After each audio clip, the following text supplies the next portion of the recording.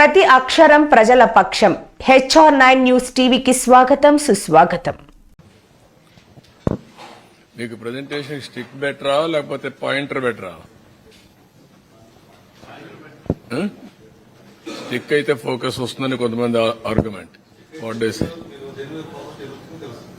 అదే పాయింటర్ అన్నప్పుడు ఎక్కడికి పోతుందో దాంట్లో కలిసిపోతుంది, బ్యాక్గ్రౌండ్ లో కలిసిపోతుంది.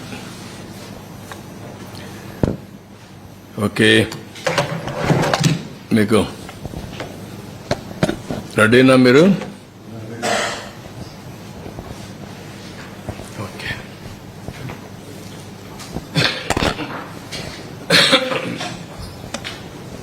అందరికీ నమస్కారాలు. రాష్ట్ర ప్రజలందరికీ కూడా మనస్ఫూర్తిగా నమస్కారాలు, అభినందనలు. ఈరోజు అతి ముఖ్యమైన సబ్జెక్టు అవినీతి అనేది సహజ వనరులు ఏ విధంగా దోచుకోగలుగుతారు, అదే మరి పర్యావరణానికి కూడా ఏ విధంగా ముప్పు తెస్తారనేది చాలా ముఖ్యమైన విషయం. అందుకనే చాలా డిపార్ట్మెంట్ క్రియేట్ చేసుకున్నాం. ప్రభుత్వం చెక్స్ అండ్ బ్యాలెన్సెస్ పెట్టుకొని పర్యావరణానికి ఎక్కడా ముప్పు రాకుండా, తద్వారా సహజ వనరుల్ని సద్వినియోగం చేసుకోవడానికి ముందుకు పోతాం. కానీ ప్రభుత్వం వచ్చిన తర్వాత మీరు చూస్తే దేన్ని వదిలిపెట్టలేదు, పంచభూతాలని మింగేసే పరిస్థితికి వచ్చారు. ల్యాండ్స్ విషయంలో చాలా పెద్ద ఎత్తున ఈ ఆధునిక ప్రపంచంలో అభివృద్ధి చెందే క్రమంలో భూములకు విలువ పెరుగుతుంది. అలాంటి భూములన్నీ పెద్ద ఎత్తున లిటిగేషన్ క్రియేట్ చేసి కొట్టేయడం, భూగర్భ ఖనిజ సంపద కొన్ని వందల సంవత్సరాలు భూమిలో ఉండే కెమికల్స్ రియాక్షన్స్ కానీ అన్ని అవి ఖనిజ సంపద తయారవుతుంది. అలాంటి ఖనిజ సంపదని దోచేయడం, ఫారెస్ట్ని ఒక డిపార్ట్మెంటే ఒక సర్వీసే పెట్టుకున్నాం మనం. ఈరోజు Indian forest service, IAS IPS తర్వాత IFS ఉంది. ఎప్పుడు కూడా ఫారెస్ట్ అంతా కూడా చాలా కంట్రోల్ చేసి వాతావరణానికి ముప్పు రాకుండా పర్యావరణాన్ని పరిరక్షిస్తూ ముందుకు పోతారు. అలాంటి చూస్తే అడవులను కూడా ఇష్టానుసారంగా నిర్వీర్యం చేసే పరిస్థితికి వచ్చారు. ఎక్కడికక్కడ అడవులను కూడా ధ్వంసం చేసే పరిస్థితికి వచ్చారు. ఇవన్నీ కూడా బ్రాడ్గా మాకొచ్చిన సమాచారం, అది కూడా ప్రజలందరికీ విజ్ఞప్తి చేస్తున్నా. రికార్డులు అన్నీ ఉండవు, కొంతవరకే వచ్చాయి. వాస్తవంగా దీనికంటే కొన్ని రెట్లు, ఎన్ని రెట్లను కూడా చెప్పలేను.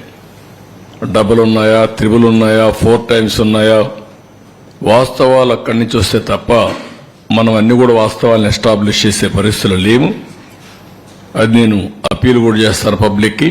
వారు అప్పీల్ చేసిన తర్వాత ఏం చేయాలని నిర్ణయిస్తాం. నెక్స్ట్, ఇక్కడ ల్యాండ్ భూములు, అదే మరి మైన్స్ మినరల్స్, అదే మరిగా అటవీ సంపద, ఈ 3 విషయాలు కూడా కూలంకుషంగా ఈరోజు మనం చర్చిస్తున్నాం. నెక్స్ట్, ఇక్కడ చూస్తే ఒక వినూత్నమైన పందా ఎంపిక చేసుకున్నారు నేరస్తులు. అందులో కూడా ఆర్థిక ఉగ్రవాదులు ఎలాంటి పందాన్ని ఎంపిక చేసుకుంటారు కొనికి ఇది ఒక ఉదాహరణ. ఇవన్నీ కూడా మీరు చూస్తే ఒక పక్క పట్టణ ప్రాంతాల్లో ఉండే భూములు, నేను ఎగ్జాంపుల్ మాత్రం ఇస్తున్నా, ఇంకా చాలా ఉన్నాయి. కావలి, నెల్లూరు, ఏ టౌన్ చూసినా, ఈవెన్ ధర్మవరం మీరు చూశారు, మార్నింగ్ వాక్ ఏం చేశాడు. కాబట్టి అవన్నీ ఉన్నాయి. మా వాళ్ళు అవన్నీ కంపేర్ చేయలేకపోయారు, అవన్నీ కూడా కంపేర్ చేస్తాం. విశాఖపట్నం, ఒంగోలు, తిరుపతి, చిత్తూరు ఒకే స్టడీ, అంతవరకే ఇవ్వగలిగాం. అదే మరి కొత్తగా ఒక మెథడ్ ఎస్టాబ్లిష్ చేశారు. హౌస్ సైట్స్ పేరుతో ఎక్కడికక్కడ ఇష్టానుసారంగా అధికార దుర్వినియోగం చేసి అక్కడుండే భూమిని ముందే వీళ్ళు కొంటారు. ఒక స్మాల్ ట్రాన్సాక్షన్ చేస్తారు. ఆ ట్రాన్సాక్షన్ అబ్నార్మల్గా చేస్తారు. అదే మార్కెట్ రేటుగా చూపిస్తారు. దానికి 2.5 times డబ్బులు ఇస్తారు. అంటే ఇది ఒక పెద్ద ఫ్రాడ్ చేసే పరిస్థితికి వచ్చారు. అవి కూడా ఎక్స్ప్లెయిన్ చేస్తాం కొన్నిటి వరకు. ఇంకొక పక్కన వీళ్ళ ఆఫీసులకి ఇచ్చేటప్పుడు అన్ని ఆఫీసులకి ఇవ్వాలి. ఇక్కడుండే మీడియాకు కూడా మీకు కూడా ఎస్టాబ్లిష్ చేయలేకపోయారు. 22 ఆఫీసులు, 41 ఎకరా, ఎక్కడికక్కడ ఒక అడ్వాన్స్ ప్యాలెస్లు కట్టేసే పరిస్థితికి వచ్చారు. ప్రజాస్వామ్యానికే గంతలు కట్టే పరిస్థితికి వచ్చారు. మీ అందరూ కూడా ఎవరు ఎక్స్పెక్ట్ చేయనటువంటి పరిణామం తీసుకొచ్చారు. ఇంకొక పక్కన అసైన్మెంట్ ఆఫ్ ల్యాండ్, అనర్హులకి, వీళ్ళ కార్యకర్తలకి, వీళ్ళ ఎమ్మెల్యేలు, వీళ్ళ బినామీలకి ఇష్టానుసారంగా అసైన్మెంట్ ఆఫ్ ల్యాండ్స్ అన్ని ఇన్ఎలిజిబుల్ పర్సన్స్కి ఇచ్చారు. ఇంకొక పక్కన మీరు చూస్తే అసైన్డ్ ల్యాండ్స్, ఇది చాలా నేరం పిఓటి కింద. అలాంటి భూమిని వేరే వాళ్ళు ముందు కల్టివేట్ చేసుకొని వాళ్ళు రికార్డ్ చేసుకుంటే దాన్ని ఫ్రీ హోల్డ్ చేసి రెగ్యులరైజ్ చేశారు. అంటే ఇది ఎంత ప్రమాదం అంటే అంత ప్రమాదం. అలాంటివి చేశారు. అదే సమయంలో ఇంకా లాస్ట్ కొంచెం రీసర్వే పేరుతో భూముల బౌండరీసే మార్చేశారు. ఇంకొక పక్క ఏపీ ల్యాండ్ టైటిలింగ్ యాక్ట్, ఇది పరాకాష్ట. ఇంకెవ్వడికి భూమి మీద హక్కు లేకుండా భూములన్నీ దోచుకోవడానికి, ఒక రాచబాటేసుకోవడానికి కార్యక్రమాన్ని ప్రారంభించే పరిస్థితికి వచ్చారు. నెక్స్ట్ ఇక్కడ మీరు చూస్తే మోడస్ ఆఫ్ ఆపరేషన్లో విశాఖపట్నం రామానాయుడు స్టూడియో, ఇల్లీగల్గా ఆ స్టూడియోకి ఇచ్చినటువంటి ల్యాండ్ని రెసిడెన్షియల్ క్లాసిఫికేషన్ చేసి దాంట్లో వాటా కొట్టేశారు. కడాన సుప్రీంకోర్టుకి వెళ్లే పరిస్థితికి వచ్చింది. సుప్రీంకోర్టు డైరెక్షన్ ఇచ్చారు. ఆ స్టేజ్కి వచ్చింది రామానాయుడు స్టూడియో. అక్కడ స్టూడియోలో నేనే ఇచ్చాను. ఆ రోజు రామానాయుడు గారితో మాట్లాడినప్పుడు విశాఖపట్నంలో షూటింగ్ చేస్తే బాగుంటుంది అనుకున్నప్పుడు హైదరాబాద్ తర్వాత విశాఖపట్నాన్ని ఒక సినిమా షూటింగ్లకు ఉపయోగించే విధంగా చేయాలనే ఉద్దేశంతో ఇచ్చాం. మంచి ప్లేసెస్ ఉన్నాయని అలాంటి దీంట్లో ఇది చేసే పరిస్థితికి వచ్చారు. ఇక్కడ హైగ్రీవా ల్యాండ్స్, ఇది మీరు చూస్తే 12 ఎకరాల 51 సెంట్లు. ఇది ఎప్పుడో ఆ ల్యాండ్ని వాళ్లకు ఇచ్చారు ఓల్డేజ్ హోమ్కి.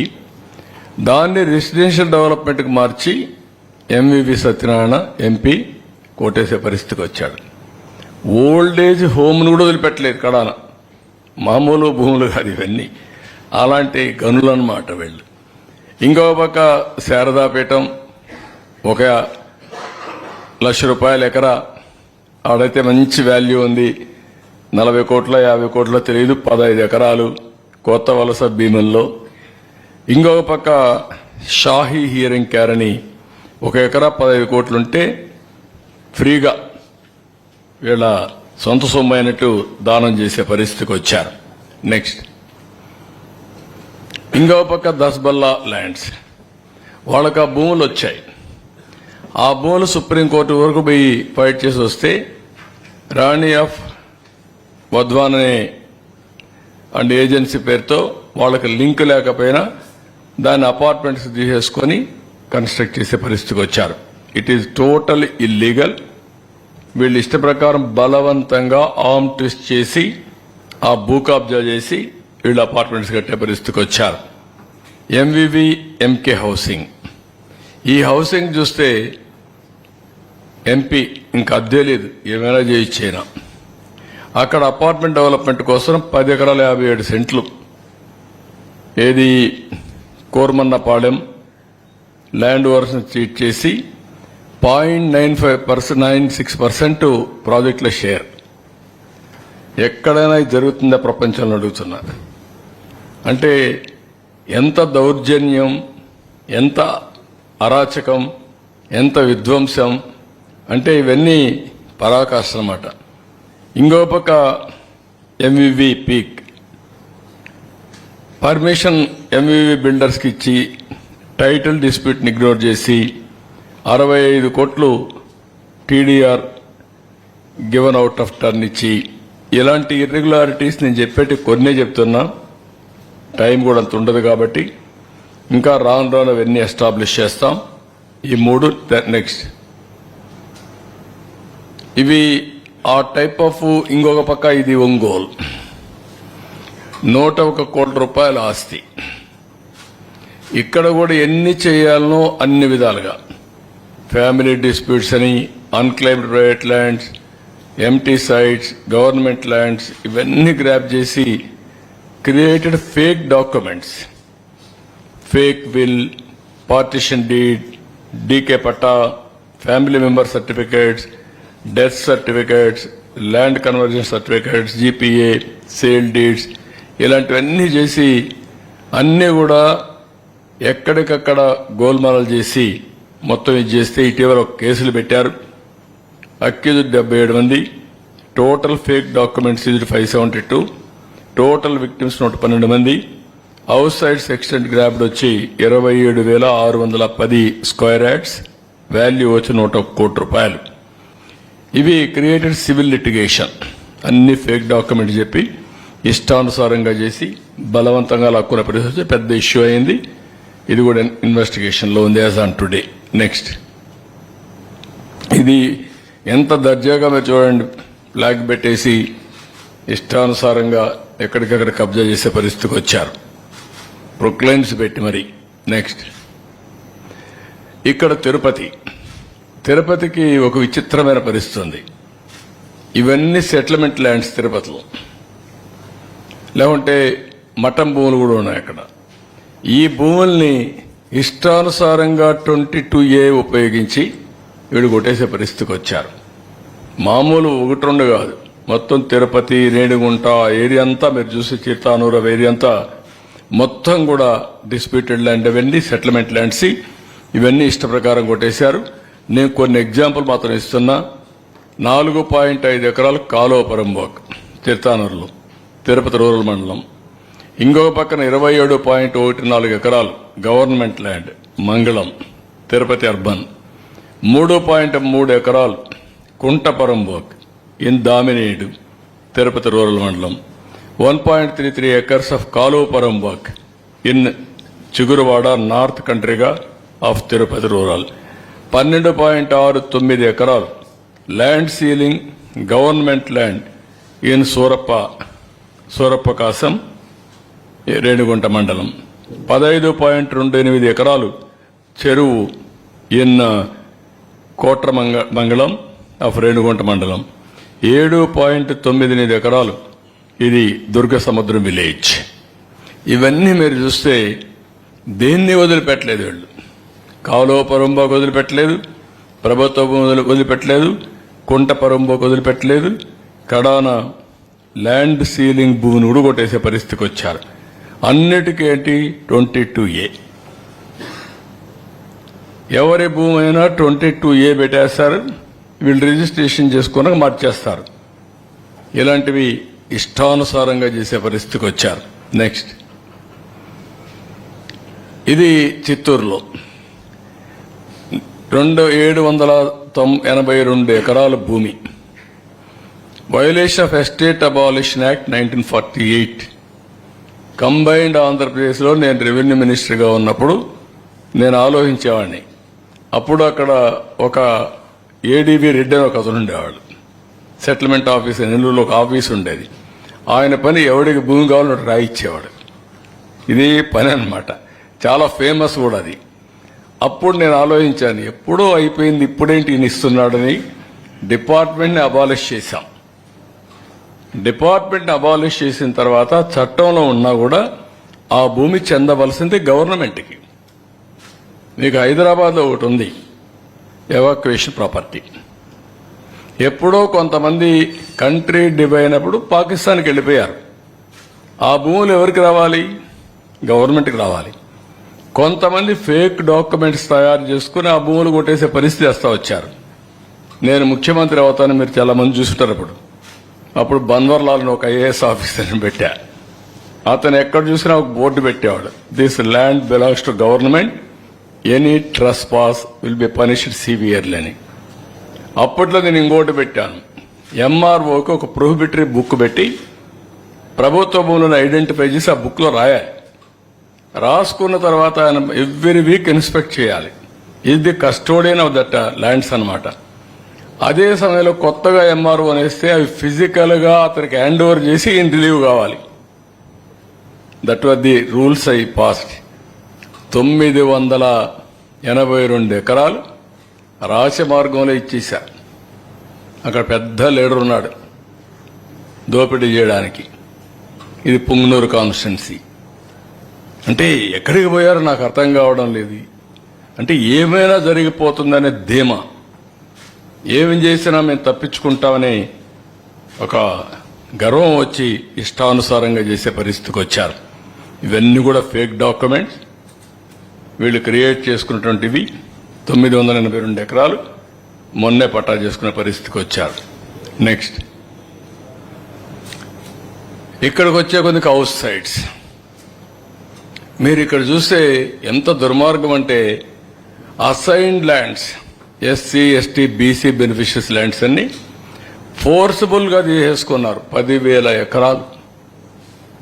మాది పేదల ప్రభుత్వం, పెత్తందారులకు పేదలకు పోరాటం జరుగుతుందని చెప్పే పెద్ద మనుషులు పేదవాళ్ల భూములు కొట్టేసి వాళ్ళ పొట్టగొట్టే పరిస్థితికి వచ్చారు. వాళ్ళకి ఏంటి పాపం వాళ్ళు చేసింది? అసైన్మెంట్ ల్యాండ్ నుండి ఫుల్ హక్కు ఉండదు.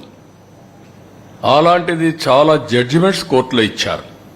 ఒకసారి అసైన్మెంట్ ల్యాండ్ ఇచ్చిన తర్వాత గవర్నమెంట్ తీసుకోవాలన్నా కాంపన్సేషన్ ఇవ్వాలి, లీగల్గా ప్రొసీడ్ కావాలి తప్ప హై హ్యాండ్గా బిహేవ్ చేయకూడదని చాలా స్పష్టంగా చెప్పిన 10,000 ఎకరాలు లాక్కునే పరిస్థితికి వచ్చారు. ఇంకొక పక్కన నేను ముందే చెప్పాను, వైసీపీ లీడర్స్ హౌసింగ్ కాలనీ ఎక్కడ రావాలో వాళ్ళే డిసైడ్ చేస్తారు. ముందుగా ఒక భూమి కొంటారు, ఆ భూమికి ప్రైస్ డిసైడ్ చేస్తారు. దానికంటే 2.5 times రేట్ ఎక్కువ వస్తుంది. ఈ విధంగా పెద్ద ఎత్తున చేశారు. ఇంకొక పక్కన ప్రొహిబిటెడ్ ల్యాండ్స్, ఆవా భూములు, క్యాటిల్ పొరంబోకులు ఎప్పటి నుంచో చిన్నప్పటి నుంచి మేము చూసేవాళ్ళం. ఊర్లలో పశువుల్ని తీసుకుపోవాలంటే ఎక్కడా జాగలేకపోతే అక్కడ గవర్నమెంట్ ల్యాండ్ క్యాటిల్ పొరంబోకు ఉంటుంది, అక్కడ పెట్టుకునే వాళ్ళంతా ఊరంతా అన్నమాట. ఒకప్పుడు ఊర్లలో సంతల మారిగా అనమాట ఇవన్నీ. అలాంటివన్నీ కూడా ఇచ్చేసే పరిస్థితికి వచ్చారు. Unsuitable land assigned, low lying land, lands very far away from village, శ్మశానాలు లేకుంటే పొలాలకు పోయే భూములు, ఇవన్నీ కూడా ఇచ్చే పరిస్థితికి వచ్చారు. ఇన్ఎలిజిబుల్ బెనిఫిషరీస్ కూడా పెద్ద ఎత్తునిచ్చి వీళ్ళ కార్యకర్తలకు వాళ్ళ మనుషులకు ఇచ్చుకోవడానికి వాళ్ళ నాయకులు పెద్ద ఎత్తున వ్యాపారం చేసే పరిస్థితికి వచ్చారు. నెక్స్ట్ ఇది ఆవా భూమి. ఎవరికైనా తెలుస్తుంది ఆవా భూమిలో ఎవడైనా ఇండ్లు కట్టగలుగుతాడండి? చెరువుల్లో ఇళ్లు కట్టినట్టు, లేదంటే కుంటల్లో ఇళ్లు కట్టినట్టు. ఆ భూమి కూడా బాగా దిగిపోతా ఉంటారు, 6 నెలలు నీళ్లు ఉంటాయి. అలాంటి భూమి ఇంటికి ఇస్తారు. 361 ఎకరాలు, 160 కోట్ల రూపాయలు దాన్ని ఇచ్చేసే పరిస్థితి వచ్చారు. మళ్ళా లెవెలింగ్ డబ్బులు ఇచ్చారు.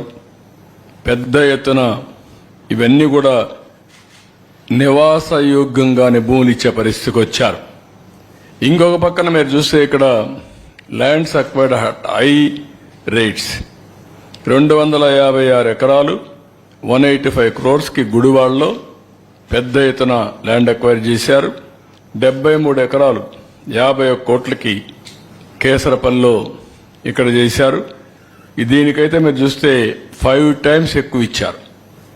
మార్కెట్ రేటు కంటే 5 times ఎక్కువ రేట్లు ఇచ్చి అక్వైర్ చేసే పరిస్థితికి వచ్చారు. కడాన మ్యాంగ్రో ఫారెస్ట్, రాష్ట్రం అంతా సీ కోస్ట్లో సైక్లోన్ వచ్చినప్పుడు ఫస్ట్ ప్రొటెక్షన్ వాల్ ఉండాలనే ఉద్దేశంతో ఈ మ్యాంగ్రోవ్ ప్రమోట్ చేస్తాం. అది కూడా డ్యామేజ్ చేసే పరిస్థితి వస్తే కడాన కోర్టుకు స్టేజ్ ఇచ్చే పరిస్థితికి వచ్చాం. నెక్స్ట్ ఇక్కడికి వచ్చినప్పుడు వీళ్ళ ఆఫీసులు జీవో నెంబర్ 340 ఉపయోగించుకుని 2 ఎకరాల వరకు ఇచ్చారు. 33 ఏళ్లు లీజ్ ఇచ్చారు. ఇందులో 40.78 ఎకరాలు మొత్తం భూమిని 26 జిల్లాలు ఇచ్చారు. నియర్లీ మార్కెట్ వాల్యూ ఇవన్నీ చూస్తే 300 కోట్లు ఉంటుంది. మార్కెట్ వాల్యూ కంటే రిజిస్ట్రేషన్ వాల్యూ ఎంత ఉంటుంది. ఇంకో పక్క వీళ్ళు ఏమనుకుందారు నాకు తెలియదు కానీ పర్మిషన్ లేకుండా బిల్డింగ్లు కట్టడం, బిల్డింగ్లు కట్టి ఇది తప్పు అంటే దాని మీద రౌడీజం చూపించడం. ఎక్కడికి పోతున్నారు నాకైతే అర్థం కావడం లేదు. అంటే భయం లేదు. గవర్నమెంట్ అంటే చట్టాన్ని చూస్తే ఏమాత్రం కూడా లెక్కలేనితనం, ఇష్టానుసారంగా చేసే పరిస్థితికి వచ్చారు. ఇంకొక పక్క construction in Tadepalli irrigation department చాలా స్పష్టంగా చెప్పారు, ఇది ఇవ్వడానికి వీలు లేదు అని చెప్పినా వైలేట్ చేసి ఇచ్చే పరిస్థితికి వచ్చారు. నెక్స్ట్ ఇంకొక పక్కన మీరు చూస్తే ఇది దగ్గర 8,086 ఎకరాలు, 8,086 మందికి 13,081 ఎకరాలు భూమి ఇచ్చే పరిస్థితికి వచ్చారు. దీని వాల్యూ మినిమం 1,300 కోట్లు ఉంటుంది. పేదవాళ్లకు చెందవలసిన భూమి వైఎస్ఆర్ కాంగ్రెస్ జిల్లాలో 3,357 మందికి 5,796 ఎకరాలు, కర్నూలులో 856 మందికి 1,145 ఎకరాలు, అనంతపురంలో 3,471 మందికి 5,554 ఎకరాలు, అన్నమయ్య జిల్లాలో 84 మందికి 103 ఎకరాలు, అదే మరి నంద్యాలలో 318 మందికి 483 ఎకరాలు. మొత్తం కలిసి మీరు చూస్తే 8,086 మందికి 13,081 ఎకరాలు, 1,300 కోట్ల రూపాయలు మినిమం. దానికంటే ఎక్కువే వాల్యుయేషన్ ఉంటుంది. అంత భూమి దారాదత్తం చేసే పరిస్థితికి వచ్చారు. నెక్స్ట్ ఇంకొక పక్కన మీరు చూసినప్పుడు ఇది కొత్త method, assigned lands. Assigned land అంటేనే ఆ బాధితుడికి ప్రొటెక్షన్.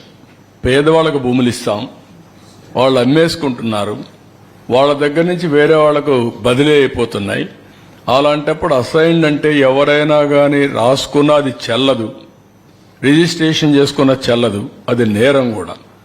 అలాంటి వాళ్లపైన యాక్షన్ తీసుకుని మళ్ళా ఒరిజినల్ ప్రమోటీ కానీ ఒరిజినల్ ప్రమోటీ హ్యాబిచువేటెడ్ అయితే గవర్నమెంట్ డిస్క్రిప్షన్ వేరే పేదవాళ్ళకి ఇవ్వచ్చు, కానీ ఒరిజినల్ పేదవాళ్ళకి ఇప్పించాలి.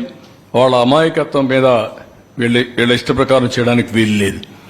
ఇలాంటిది మీరు చూస్తే పెద్ద ఎత్తున భూములన్నీ ముందు ఇష్టానుసారంగా చేయడం, పర్చేజ్ చేయడం, అసైన్మెంట్ ల్యాండ్స్ అన్ని చీప్గా జీపీఏతో, అక్కడి నుంచి ఆఫీసర్స్ని గట్టిగా బెదిరించి ఫ్రీ హోల్డ్ చేయడం.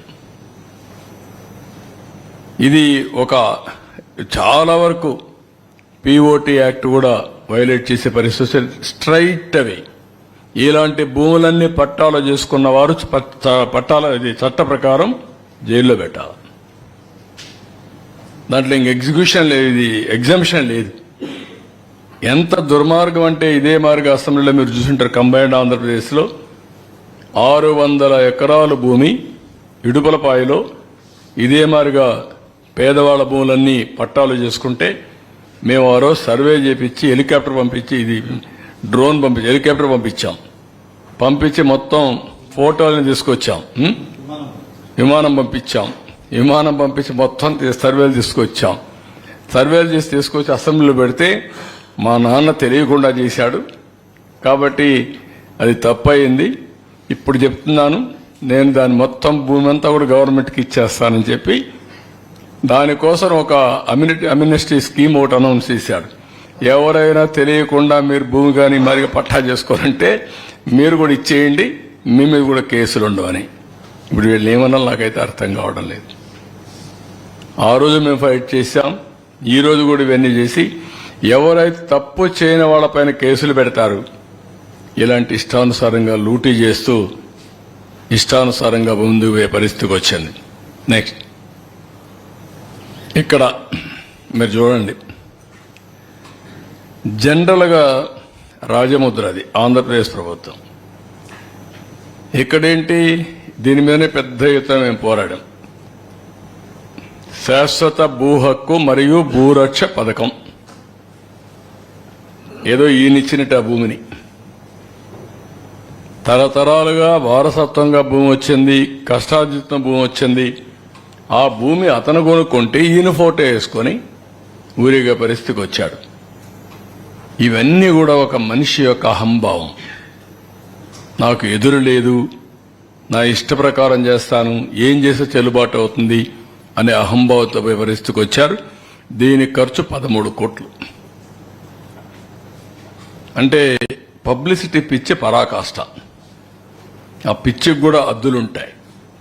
భూమి వాళ్ళ సొంతం, వాళ్ళ తల్లిదండ్రులు, వాళ్ళ కష్టార్జితం, దానిపైన ఈయన ఫోటో బలవంతంగా వేసి ఇవ్వడం. అంటే ఇది క్లియర్గా ప్రభుత్వ అధికార యంత్రాంగాన్ని, ప్రభుత్వ అధికారాన్ని దుర్వినియోగం చేయడం ఇష్టానుసారంగా. నెక్స్ట్ ఇంకొక పక్కన ఇది వైఎస్ఆర్ ఆయన ఫోటోలు సర్వే చేసి సర్వే రాళ్ల పైన ఆయన బొమ్మ వేసుకోవాలని మళ్ళా పేరు వేసుకున్నాడు. బొమ్మ వేసుకుంటే కొంతమంది సజెస్ట్ చేశారని, ఇది నవ్వులాట కాదు, సజెస్ట్ చేశారని. చనిపోయిన తర్వాత బొమ్మ వేసుకుంటారు. నువ్వు వేసుకొని అక్కడ పొలాల్లో పెడుతున్నావు, నువ్వు చనిపోయావనుకుంటారు అని చెప్తే పేరు పెట్టాడు. ఈ పేర్లు చూడండి మరి.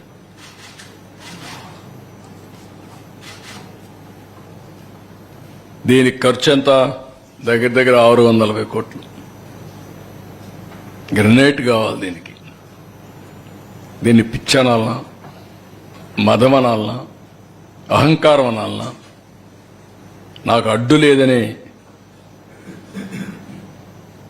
విధానమా? ఎవరైనా ప్రజాస్వామ్య దేశంలో ఇవన్నీ యాక్సెప్ట్ చేస్తారా అని నేను అడుగుతున్నా. ఏం మన రాజులమా? మనకిచ్చింది ఒక ట్రస్టీగా 5 సంవత్సరాలు పరిపాలించమని, ప్రజాధనానికి, ప్రజల ఆస్తులకి రక్షణగా ఉండమని మనకు అధికారం ఇచ్చారు తప్ప పెత్తందారీ వ్యవస్థలో ఇష్ట ప్రకారం చేసి 640 కోట్ల రూపాయలు తగలబెట్టే పరిస్థితికి వచ్చారు. ఇంకా కలర్స్ అయితే చాలా ఉన్నాయి, అవి కూడా పెట్టాల్సింది ఇప్పుడు కాదు, నెక్స్ట్ టైం అవన్నీ వస్తాయి. నెక్స్ట్ ఇంకా సరే, లాస్ట్కి వచ్చే కొందికి ఇంకా పెద్ద స్కెచ్ వేసాడు. మనందరి జుట్టు ఆయన చేతల్లో పెట్టుకోవాలనుకున్నాడు. కడాన ల్యాండ్ టైటిలింగ్ యాక్ట్. ఇది చూస్తే, ఈ యాక్ట్ చూస్తేనే భయంకరం. మొత్తం నీతి ఆయోగ్ చెప్పింది నేను చేశా అన్నాడు. దేశంలో ఎక్కడా ఈ చట్టం అమలు కాలేదు. ప్రజల ఆస్తులందరూ కూడా భయపడిపోయే పరిస్థితికి వచ్చారు. ఇది చూసిన తర్వాత మీరు చూస్తే నో అపీల్స్, సివిల్ కోర్ట్సే లీవ్, నేరుగా హైకోర్టుకే వెళ్ళాలి. ఇంకొక పక్కన దీంట్లో మనం చూసినప్పుడు ప్రైవేటు వ్యక్తులను కూడా ల్యాండ్ టైటిలింగ్ ఆఫీసర్గా పెట్టుకోవచ్చు. అంటే ఆయన సాక్షిలో పనిచేసిన పెడతాడు. మన సాక్షిలో పనిచేసిన గవర్నమెంట్లో పెట్టాడు. అదే మరి వాళ్ళ గుమస్తాలందరూ తీసుకుని పెట్టుకునేవాడు. అంటే ఎంత అహంభావం. అందుకే ఈ యాక్ట్ని ఫస్ట్ క్యాబినెట్లోనే తీసుకొచ్చాం, రద్దుకు రికమెండ్ చేశాం, దాన్ని రద్దు చేస్తున్నాం. కానీ ప్రజలకు తెలియాలి, ఆ యాక్ట్ యొక్క వివరాలు ప్రజలు చర్చించాల్సిన అవసరం ఉంది. అందులో ఉండే దురుద్దేశాలని అర్థం చేసుకోవాలని చెప్పి నేను కోరుతున్నా. నెక్స్ట్, మొత్తం యాజ్ ఆన్ టుడే ఇవన్నీ కూడా పైలట్ ప్రాజెక్ట్ అనుకోండి, ప్రూఫ్ ఆఫ్ కాన్సెప్ట్ అనుకోండి, కొన్ని వివరాలే మాత్రం వచ్చాయి. ఈ వివరాలన్నీ మీరు చూస్తే విశాఖపట్నంలో 40,000 ఎకరాలు, 40,000 కోట్లు మేము ఆ రోజు చెప్పింది అంత ఉంటుంది. ఇప్పుడు దీంట్లో వచ్చినట్టే మాత్రం 4,469 కోట్లు. ఈ 6 కేసులు నేను ఎస్టాబ్లిష్ చేసిన కేసులు. ప్రకాశంలో 101 కోట్లు, తిరుపతి 270 కోట్లు, ఇంకా చాలా ఉంటుంది, కొన్ని వేల కోట్లు ఉంటుంది తిరుపతి. చిత్తూరు 99 కోట్లు. Excessive rate for house sites కి ఇచ్చింది 6,000 కోట్లు. మా వాళ్ళు ఇప్పుడు వచ్చింది మాత్రం 2,850 కోట్లు. అదే మరి ఆఫీస్కి ఇచ్చింది 300 కోట్లు. ల్యాండ్ ఇన్ఎలిజిబుల్, అర్హులు కాని వారికి ఇచ్చిన ల్యాండ్ 1,300 కోట్లు. Fresh hold rights, assignment lands ని ఫ్రెష్ హోల్డ్ గా మార్చింది 14,830 కోట్లు. డాటెడ్ ల్యాండ్స్ ఇవన్నీ కూడా ఇల్లీగలీ ఫ్రీ హోల్డ్ చేసింది 6,129 కోట్లు. ఇంకొక పక్కన పట్టా మేడ్ ఇల్లీగలీ ఫ్రెష్ హోల్డ్ చేసింది ఇది 102 కోట్లు. ఇదేమిది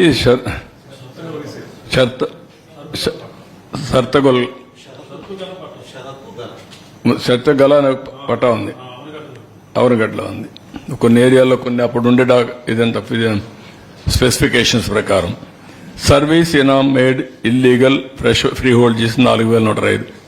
అంటే చట్టాలు చేశారు, చట్టాలు లేవు, అది గవర్నమెంట్కి రావాలి. వీళ్ళు ఆ చట్టం ప్రకారం ఎగ్జామ్షన్స్ కూడా ఇచ్చేశారు. ఏదైనా సరే ఆ ల్యాండ్ కొట్టేయడంలో సిద్ధహస్తులు వీళ్ళు ఎన్ని ఉన్నాయో అన్ని వైలేషన్ జరిగాయి. ఇది నేను ఒకటే ప్రజలందరికీ విజ్ఞప్తి చేస్తున్నా, ఇంకా మీ భూములు ఒకసారి చెక్ చేసుకోండి. ఎవరైనా మీ భూమి కబ్జా చేసి ఉంటే 22A మార్చి కానీ ల్యాండ్ టైటిలింగ్ ఇది కానీ బలవంతంగా లాక్కున్నా ఏది చేసినా మీరు కంప్లైంట్ ఇవ్వండి, నేరుగా అప్రోచ్ అవ్వండి. మీ భూమి మీకు ఇప్పించే బాధ్యత మాది. అదే మరి ఎవరైతే ఈ తప్పుడు పని చేశారో వాళ్ళని పనిష్ చేస్తాం చట్ట ప్రకారం, తద్వారా మీకు న్యాయం చేపిస్తాం. ఇలాంటి జరిగినప్పుడు భవిష్యత్తులో ఇంకొకరు చేయకుండా ఉండాలి అంటే కఠిన శిక్షలు అవసరం. మళ్ళీ మీరు కూడా ధైర్యంగా ముందుకొచ్చి మీ భూమి పరిరక్షించుకుంటే భవిష్యత్తులో ఎలాంటి చేయాలంటే కూడా ఎవడైనా భయపడతాడు. ఈ విషయంలో చాలా స్పష్టంగా ఉండమని అప్పీల్ చేస్తున్నా. రాష్ట్రంలో చాలా జరిగాయి, ఇక్కడే చిన్న చిన్న విషయాలు ఇక్కడ చెప్పలేకపోయాం. విశాఖపట్నంలో ఒక అతనైతే ల్యాండ్ ఓన్గా కొనుక్కుంటే ఆయన ఎంత హెరాస్ చేశారో కడాన సుప్రీంకోర్టు వరకు పోయే పరిస్థితి వచ్చింది. రంగనాయకమ్మ ఆస్తి కొట్టేస్తే హైదరాబాద్ పోయి షెల్టర్ తీసుకుని మొన్నటి వరకు బతికి ఇప్పుడు మళ్ళా వస్తే అది ఇచ్చే పరిస్థితికి వచ్చాం. ఎవరైనా సరే మీ ఆస్తులు కబ్జా చేసి ఉంటే మాత్రం అక్రమంగా లాగేసుకుని ఉంటే మీరు కంప్లైంట్ చేయండి, మీకు ఇప్పించే బాధ్యత. అవసరమైతే అలాంటి వారికి న్యాయం కోసం ఏదైనా 10 రూపాయల ఖర్చు అయితే పెట్టి అవసరమైతే చట్టాన్ని మార్చి, అందుకే మేము వచ్చాం. నెక్స్ట్ అందుకే నేను ఈరోజు ఒక పని చేస్తున్నాం. ఇలాంటి ఫ్రాడ్ అంతా కూడా విలువ ఈరోజు మాకు వచ్చింది మాత్రం 35,576 కోట్లు. అదే మాదిరిగా దీన్ని మొత్తం చూస్తే ఇంకా ఎక్కువ ఉంటుంది. అంతేకాకుండా గవర్నమెంట్ వాళ్ళందరినీ కంప్లైంట్ ఇవ్వమంటున్నాం. దీనికోసం ఒక చట్టం తీసుకొస్తాం. ఏపీ ల్యాండ్ గ్రాబింగ్ యాక్ట్ గుజరాత్లో తీసుకొచ్చారు. గుజరాత్ ల్యాండ్ గ్రాబింగ్ యాక్ట్ 2020 గుజరాత్లో తీసుకొచ్చారు. ఇందులో ప్రూవ్ చేసుకునే బాధ్యత ఎవడైతే కబ్జా చేశారో వాళ్ళపైన ఉంటుంది. బాధితుల కాదు, ఎవరైతే హైహ్యాండ్గా బిహేవ్ చేసిన వాళ్ళ పైన ఉంటుంది. ఈ చట్టం అప్హెల్డ్ చేశారు. ఈ చట్ట ప్రకారం పనిష్ చేస్తాం. ఈ చట్టాన్ని కూడా తీసుకొస్తాం. వీలైనంత తొందరలో తీసుకొచ్చి మళ్ళీ చెప్తాను, ఏపీ ల్యాండ్ గ్రాబింగ్ యాక్ట్ తీసుకొస్తాం on the lines similar to Gujarat land grabbing act 2020. అది తీసుకొచ్చి మొత్తం పనిష్ చేస్తాం. నో క్వశ్చన్ ఆఫ్ ఎక్స్క్యూజ్, ఎవరిని వదిలిపెట్టాం, కఠినంగా శిక్షిస్తాం. నెక్స్ట్ ఇంకో పక్క రెండోది, మొత్తం మైనింగ్ సంపద, భూగర్భ ఖనిజ సంపద మొత్తం దోచేయడానికి ఎన్ని విధాలు చేయాలన్న విధాలు చేసే పరిస్థితికి వచ్చారు. ఇక్కడ కూడా మీరు చూస్తే ఒకటి modus of ఆపరెండి for looting of mineral wealth కి స్కెచెస్ వేశారు. ఒక్క ఇల్లీగల్ శాండ్ మైనింగ్ లో మా వాళ్ళు 7,000 కానీ ఇంకా చాలా ఉంటుంది. సంవత్సరానికే 3-4 వేల కోట్లు దోచేసే పరిస్థితికి వచ్చారు. అదంతా కూడా డాక్యుమెంటేషన్ అంతా కూడా ఉంది, అది కూడా ఎక్స్ప్లెయిన్ చేస్తాం. అదే మరిగా మినరల్ సీనరేజ్ అవన్నీ కూడా మ్యానిపులేట్ చేశారు. ఇంకొక పక్కన చూస్తే 19-24 ఎట్లా పెరిగింది, 24 ఏ విధంగా వీళ్ళు కబ్జా చేశారు, 14-19 ఏ విధంగా గ్రోత్ ఉంది, అవి కూడా కంపేర్ చేస్తున్నాం. ఇంకొక పక్కన ఇది చాలా ముఖ్యం, ఎక్కడికక్కడ మైనింగ్ క్వారీ లీజ్ చేస్తున్నాయి. ఎన్ని మార్గాలు ఉంటాయో అన్ని మార్గాలు చేశారు. నయానా భయానా ఫైన్స్ వేసి, ప్రొహిబిటివ్ ఫైన్స్ వేసి, ఆపరేట్ చేయలేని పరిస్థితి తీసుకొచ్చి హస్తగతం చేసుకున్నారు. ముందు మర్యాద చెప్తారు, ఇచ్చేస్తే తీసేసుకుంటారు, లేకపోతే బెదిరిస్తారు, లాగేసుకుంటారు. బెదిరింపుకు కూడా భయపడకపోతే అబ్నార్మల్గా ఫైన్ వేస్తారు. వాడు ఆ ఫైన్ భరించలేక క్లోజ్ చేసేస్తారు. ఇట్లా వేరియస్ మార్గాలు చేశారు. అవన్నీ నేను ఎక్స్ప్లెయిన్ చేస్తాను. Penalising, stopping of work components, mining without lease, forest ఏరియాలో చేయడం. మొత్తం ఇది రఫ్గా ఒక 20,000 కోట్లు కొన్నాం, కానీ 20,000 కోట్లు కూడా ఇది తక్కువ అవుతుంది. ఎగ్జాక్ట్గా మీకు సెటిలైట్ మ్యాప్స్ ఉంటాయి, గూగుల్ మ్యాప్స్, అవన్నీ తీసుకుంటే పీరియాడికల్గా కేసులన్నీ ఎస్టాబ్లిష్ అవుతాయి. ఎవరు చేశారో అవన్నీ అసెస్ చేసే పరిస్థితి వస్తుంది. లేటెస్ట్ టెక్నాలజీ ఉపయోగించి మొత్తం ఇన్వెస్టిగేషన్ చేసి రెస్పాన్సిబిలిటీ, అకౌంటబిలిటీ ఫిక్స్ చేస్తాం. ఎవరు ఫెయిల్ అయినా, ఎవరు దోచుకున్నా అవన్నీ ఫిక్స్ చేసి ఏ విధంగా చర్యలు చేయాలో చేస్తాం. నెక్స్ట్, ఇక్కడ మీరు చూస్తే శాండ్ మైనింగ్ చాలా పెద్ద ఎత్తున చేశారు. మొత్తం పర్యావరణం, ఈరోజు కూడా సుప్రీంకోర్టు చాలా కోప్పడి మళ్ళీ August 2nd పోస్ట్ చేసే పరిస్థితికి వచ్చారు. దీంట్లోనే 7,000 కోట్లు ఇంకా డబ్బులు కూడా ఎగ్గొట్టే పరిస్థితికి వచ్చారు. ఇంకొక పక్కన వైలేషన్స్, ఎన్విరాన్మెంట్ రెగ్యులేషన్స్ మొత్తం కూడా sand mining in reverse using heavy machinery వాడకూడదు. రిజర్వ్ ఫారెస్ట్ ల్యాండ్స్ అన్ని ఇది చేసే పరిస్థితికి వచ్చారు. Expired lease, old dumps and యూనివర్సిటీలో కూడా ఆపరేట్ చేసే పరిస్థితికి వచ్చారు. అదే మరిగా ప్రైవేటు కూడా అప్పచెప్పే పరిస్థితి, అవి కూడా మేము స్టడీ చేస్తున్నాం. ఎంతవరకు లాభమా నష్టం ఏం చేశారని అవి కూడా స్టడీ చేసి ఫైనల్ డెసిషన్ తీసుకుంటాం.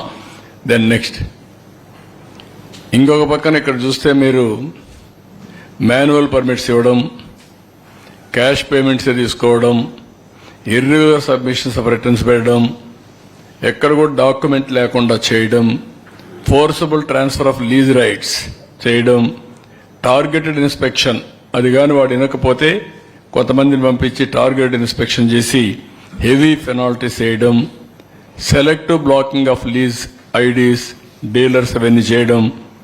ఇవన్నీ చేసి మొత్తం కూడా మీరు చూస్తే ఏమాత్రం ఒకప్పుడు ఫస్ట్ కమ్ ఫస్ట్ సర్వ్డ్ ఉండేది. ఇక్కడ మైనింగ్ ఉందంటే ఫస్ట్ అప్లికేషన్ పెడితే వాళ్ళకి ఇచ్చేవాళ్ళు. అవన్నీ వైలేట్ చేసేసారు, ఇష్టానుసారంగా చేయడం. అదే మరిగా కీ రెగ్యులేషన్స్ అన్నీ కూడా వైలేట్ చేయడం. ఇంకొక పక్క ముందిచ్చినట్టు కూడా క్యాన్సిల్ చేసి వీళ్ళు ఇష్ట ప్రకారం ఇచ్చి ఒకవేళ కోర్టు పైన బెదిరించడం, ఇలాంటి చాలా చేశారు. ఇవన్నిటి వల్ల 9,750 కోట్ల రూపాయలు మినరల్ రెవెన్యూ నష్టం వచ్చిందని ఒక ఎస్టిమేట్ చేశాం. ఇది మల్టీఫోల్డ్ ఉంటుంది. ఇంతేకాదు, నెక్స్ట్, అంత మునుపైతే శాండ్ పాలసీ 2016లో ఫ్రీ పాలసీ ఉండేది, ఫ్రీ శాండ్ ఉండేది. ఆ రోజు కూడా ఇంప్రూవ్డ్ మొత్తం అవైలబిలిటీ చాలా బాగుండేది. Is of access to consumers ఉండేది. ఇంకో పక్క అఫోర్డబుల్ ప్రైస్ ఉండేటివి. కన్స్ట్రక్షన్ ఈజీగా అయ్యేది. కన్స్ట్రక్షన్ ఇండస్ట్రీకి ఒక బూస్ట్ ఉండేది. చాలా సిస్టమేటిక్గా చేసాం అప్పుడు. నెక్స్ట్, వీళ్ళు వచ్చిన తర్వాత ఈ శాండ్ పైన రిస్ట్రిక్షన్ చేసి దగ్గర 20 లక్షల మంది భవన నిర్మాణ కార్మికులు ఉద్యోగాలు లేకుండా పోయారు. 130 మంది చనిపోయారు, ఆత్మహత్యలు చేసుకుని చనిపోయారు. ఇంకొక పక్క ఎక్కడికక్కడ చూస్తే ప్రైవేట్ ఏజెన్సీలు తీసుకొచ్చారు. జయప్రకాష్ అని ఒక అతను తీసుకొచ్చారు. అతను కాకుండా అతనికి ఒక సబ్ కాంట్రాక్ట్ని పెట్టారు. కంపెనీ వాళ్ళది చేసింది ఆపరేషన్, వీళ్ళు ఇష్టానుసారంగా చేశారు. అది అయిన తర్వాత మధ్యలో ఎవరూ లేకుండా వీళ్ళే ఆపరేట్ చేసి వాళ్ళ పేరు చెప్పి మళ్ళా శాండ్ అంతా అమ్ముకునే పరిస్థితికి వచ్చారు. తర్వాత ప్రతిమా కాంట్రాక్ట్ పేరు పెట్టి మళ్ళా వీళ్ళు ఆపరేట్ చేసే పరిస్థితికి వచ్చారు. ఈ విధంగా 1-2 కాదు, చాలా చేశారు. ఇవన్నీ చేసి కడాను మీరు చూసి జీఎస్టీ ఎగ్గొట్టారు. ఇంకొక పక్క పెండింగ్ డ్యూస్ ఒక 1,047 కోట్లు ఉంటాయి, కూడా ఇవ్వకుండా పోయారు. ఇంకొక పక్క పర్ఫార్మెన్స్ సెక్యూరిటీ రిటర్న్ కూడా చేసేశారు. అంటే భయం అనేది ఏమాత్రం కూడా లేకుండా ఇష్టానుసారంగా చేసే పరిస్థితికి వచ్చారు. ఇక్కడ కూడా ఒక వ్యక్తి ఎవరైతే మైనింగ్ ఉందో ఇక్కడుండే ఆఫీసర్లు కాదు, అది ఎక్కడి నుంచో డిప్యుటేషన్ తెచ్చారు. అతను మళ్ళా పారిపోయే పరిస్థితికి వచ్చాడు. అంటే ఎన్ని అవకతవకలు చేయాలనో కీ డిపార్ట్మెంట్స్ అన్ని బయట వాళ్ళు తీసుకొచ్చి పెట్టి యథేచ్ఛగా దోపిడీకి శ్రీకారం చుట్టారు. చాలా దారుణంగా ప్రవర్తించారు. నెక్స్ట్, ఇక్కడ మీరు చూస్తే ఇల్లీగల్ మైనింగ్ శాండ్ అయితే ఎక్కడికక్కడ చూస్తే మీరు ఎంత మెషిన్స్ పెట్టకూడదు, మెషిన్స్ పెట్టడం, in all rivers without approvals చేయడం, మెషినరీ పెట్టడం. ఇంకొక పక్కన ఇక్కడనే Gundemeda, Tadepalli 3 lakh metric tons, Kothapalli 3 lakh metric tons hoarding చేయడం. ఇంకొక పక్కన సముద్రం రివర్ పైనే రోడ్లు వేయడం, ర్యాంపులు కట్టడం, ఇవన్నీ కూడా ఇష్టానుసారంగా చేసే పరిస్థితికి వచ్చారు. 1 మీటర్ కంటే ఎక్కువ తవ్వకూడదు, అది కూడా ఎక్కువ తవ్వడం. 23/3/2023లో ఎన్జిటి ఆర్డర్ ఇచ్చి స్టాప్ చేయమన్నారు. 18 కోట్లు ఇంటీరియం కాంపన్సేషన్ వేశారు అన్న జేపీవీఎల్ పైన. ఇంకొక పక్కన ఎస్సీలు సుప్రీంకోర్టులో ఇప్పుడు కూడా ఇది జరుగుతూ ఉంది. అదే మరి అన్ని చూసినప్పుడు మీరు ఇష్టానుసారంగా కొంతమంది, అందరూ పోలేరు, దందా నాగేంద్ర అనే వ్యక్తి మొత్తం సుప్రీంకోర్టు వరకు పోయాడు. అతని పైన ఎస్సీ అట్రాసిటీ యాక్ట్ పెట్టి జైల్లో పెట్టే పరిస్థితికి వచ్చారు. ఎవరైతే సోషల్ యాక్టివిస్టులు ఉన్నారో ఇది తప్పు అని అడిగిన వాళ్ళని ఇష్టానుసారం కేసులు పెట్టడం, జైల్లో పెట్టడం. ఎంత భయం లేదంటే నేను పోతే పెద్ద పెద్ద గుట్టలు, ఒక్కొక్క లారీ 50 మెట్రిక్ టన్నులు. అడిగాను నేను, ఎవరంటే పర్మిషన్ అంటే నన్ను తీసుకుపోతున్నాం, నాకేం సంబంధం లేదు. ఎన్నో ప్లేసులకు నేను వెళ్ళి ఇలాంటి డెమాన్స్ట్రేషన్ చేసి చూపించినా కూడా ఏమి చేమగుట్టినట్లేదు. లెక్కలేనితనం, ఇష్టానుసారంగా దోపిడీ జరిగే పరిస్థితి వచ్చింది. నెక్స్ట్, ఇది కూడా మీరు ఒకసారి చూసినప్పుడు కృష్ణా గుంటూరులో ఇవన్నీ కూడా చేయడం, ఈస్ట్ వెస్ట్ గోదావరి ఇవన్నీ కూడా ఒకటిక్కడ కాదు, మొత్తం చాలా మంది సూసైడ్ కూడా చేసుకునే పరిస్థితికి వచ్చారు ఆ డబ్బులు కట్టలేక. మనం ఆ రోజు కూడా విన్నాం, మీరందరూ విన్నారు. ఎక్కడైతే Premraj in west Godavari, Narayana Reddy in Kadapa, ఇతనికి కప్పం కట్టలేక ఆత్మహత్యలు చేసుకుని చనిపోయారు. కలెక్షన్స్ లో వచ్చిన డబ్బుల్ని హెవీ పెనాల్టీ వేసి వాళ్ళ మీద వేసి, పెనాల్టీ కాదు రాయల్టీ, హెవీ రాయల్టీ వేస్తే అది కట్టలేక ఇంకేం చేయాలన్న దిక్కు తెలియకుండా ఆత్మహత్యలు చేసుకుని చనిపోయే పరిస్థితికి వచ్చారంటే నాగరిక ప్రపంచంలో ఇవన్నీ చేయగలుగుతామా అని ఆశ్చర్యం వేస్తుంది. సాయంత్రం అయితే లెక్క రావాలి ఇంటికి, అలాంటివన్నీ చేసే పరిస్థితికి వచ్చారు. నెక్స్ట్, ఇక్కడ దాని పర్యవసానం మీరు చూస్తే 14-19 తెలుగుదేశం 966 కోట్ల నుంచి 2463 కోట్లు పెరిగింది. గ్రాడ్యువల్ గా పెరుగుతానే వచ్చింది, ఇయర్ బై ఇయర్ పెరుగుకుంటూ వచ్చింది. ఇక్కడ చూస్తే 272 కోట్లు పడిపోయింది, తర్వాత 3405 కోట్లు కూడా ఆగిపోయింది. ఇక్కడ గ్రోత్ రేట్ 150%, అక్కడ గ్రోత్ రేట్ 40%. దీని విలువ మీరు చూస్తే దగ్గర దగ్గర 5 ఏళ్ల లాస్ వచ్చి 9750 కోట్లు.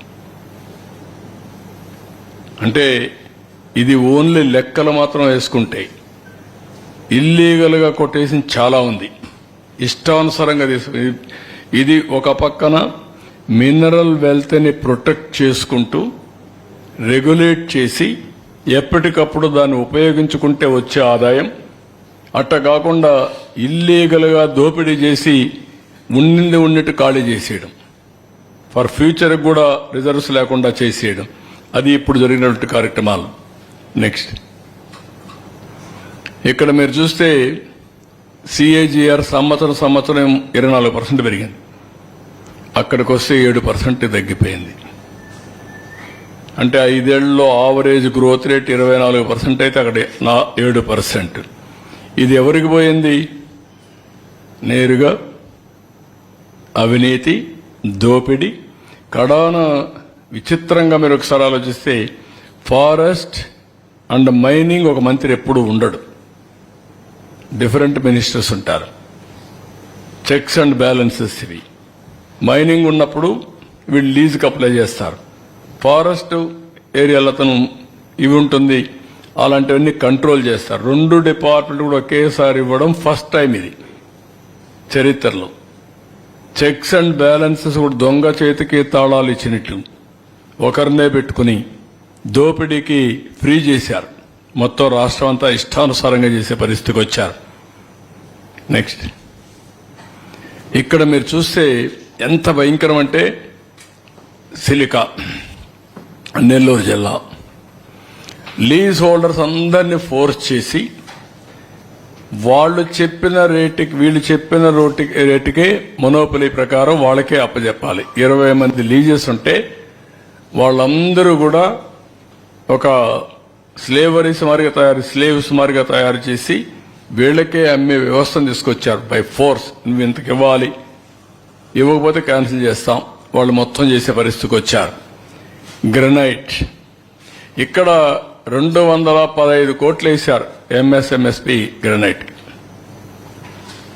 వాడు ఇంకా 215 కోట్లు కట్టారు కాబట్టి force to hand over to Vamsadhara mines and granite, YCP MLA కోడు. మెథడాలజీ ఎక్కడ శ్రీకాకుళం, ఎక్కడ కోడూరు, వాళ్ళకేమీ జ్యూరిస్డిక్షన్ కూడా లేదు. ఆకాశమే హద్దుగా దోపిడీ చేసే పరిస్థితికి వచ్చారు. క్వాడ్జ్ ఆల్ లీజ్ హోల్డర్స్ ని ఈ మినరల్ అంతా వీళ్ళకి వాళ్ళని చేశారు, మొనోపలి చేసి. ఇక్కడ బ్లాకింగ్ అన్బ్లాకింగ్ ఆఫ్ లీజెస్ ఇవన్నీ చేసి ఇష్టానుసారంగా ఇక్కడే క్వాడ్జ్ అంతా వీళ్లే దోపిడీ చేసే పరిస్థితికి వచ్చారు. లాటరైట్ ఈస్ట్ గోదావరిలో ఉంది.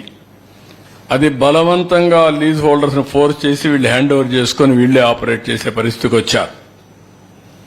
వీళ్ళ సిమెంట్ ఫ్యాక్టరీకే సప్లై చేసుకోవడం, వాళ్ళ లారీలు మాత్రం అక్కడికి వెళ్ళడం, వాళ్ళు అసలు ఓనర్స్ ఎవడో లేకుండా చేసేయడం, ఇవన్నీ కూడా చేసే పరిస్థితికి వచ్చారు.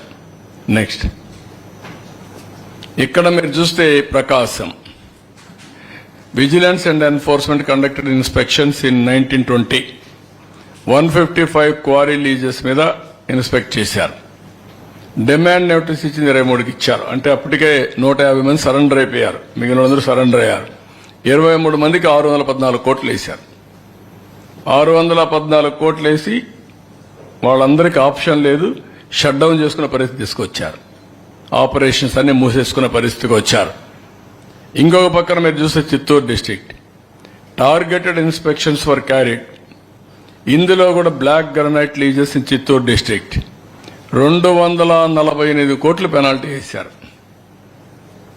వెంకటసాయి అండ్ లీజ్ హోల్డర్స్ పైన. వాళ్ళు హైకోర్టు పోయి ఏదో అది అంతవరకు కాపాడుకున్నారు, మళ్ళా కేసులు పెడతారు కాబట్టి అంతవరకు కాపాడుకున్నారు. ఇంకో పక్క సరస్వతి పవర్, వీళ్ళకి మాత్రం వీళ్ళ own factory lime stone lease అయిపోయింది. 5 ఏళ్లలో చేయలేదటి క్యాన్సిల్ చేశాం 2014లో. వీళ్ళు వస్తానే ఏజీ పోయి వాళ్ళతో కొల్లుడై ఆర్గ్యుమెంట్స్లో మేనేజ్ చేసి మళ్ళా రివైవ్ చేశారు. ఆ క్యాన్సిలేషన్ ఆర్డర్ని రివైవ్ చేసుకున్నారు సొంతానికి మాత్రం.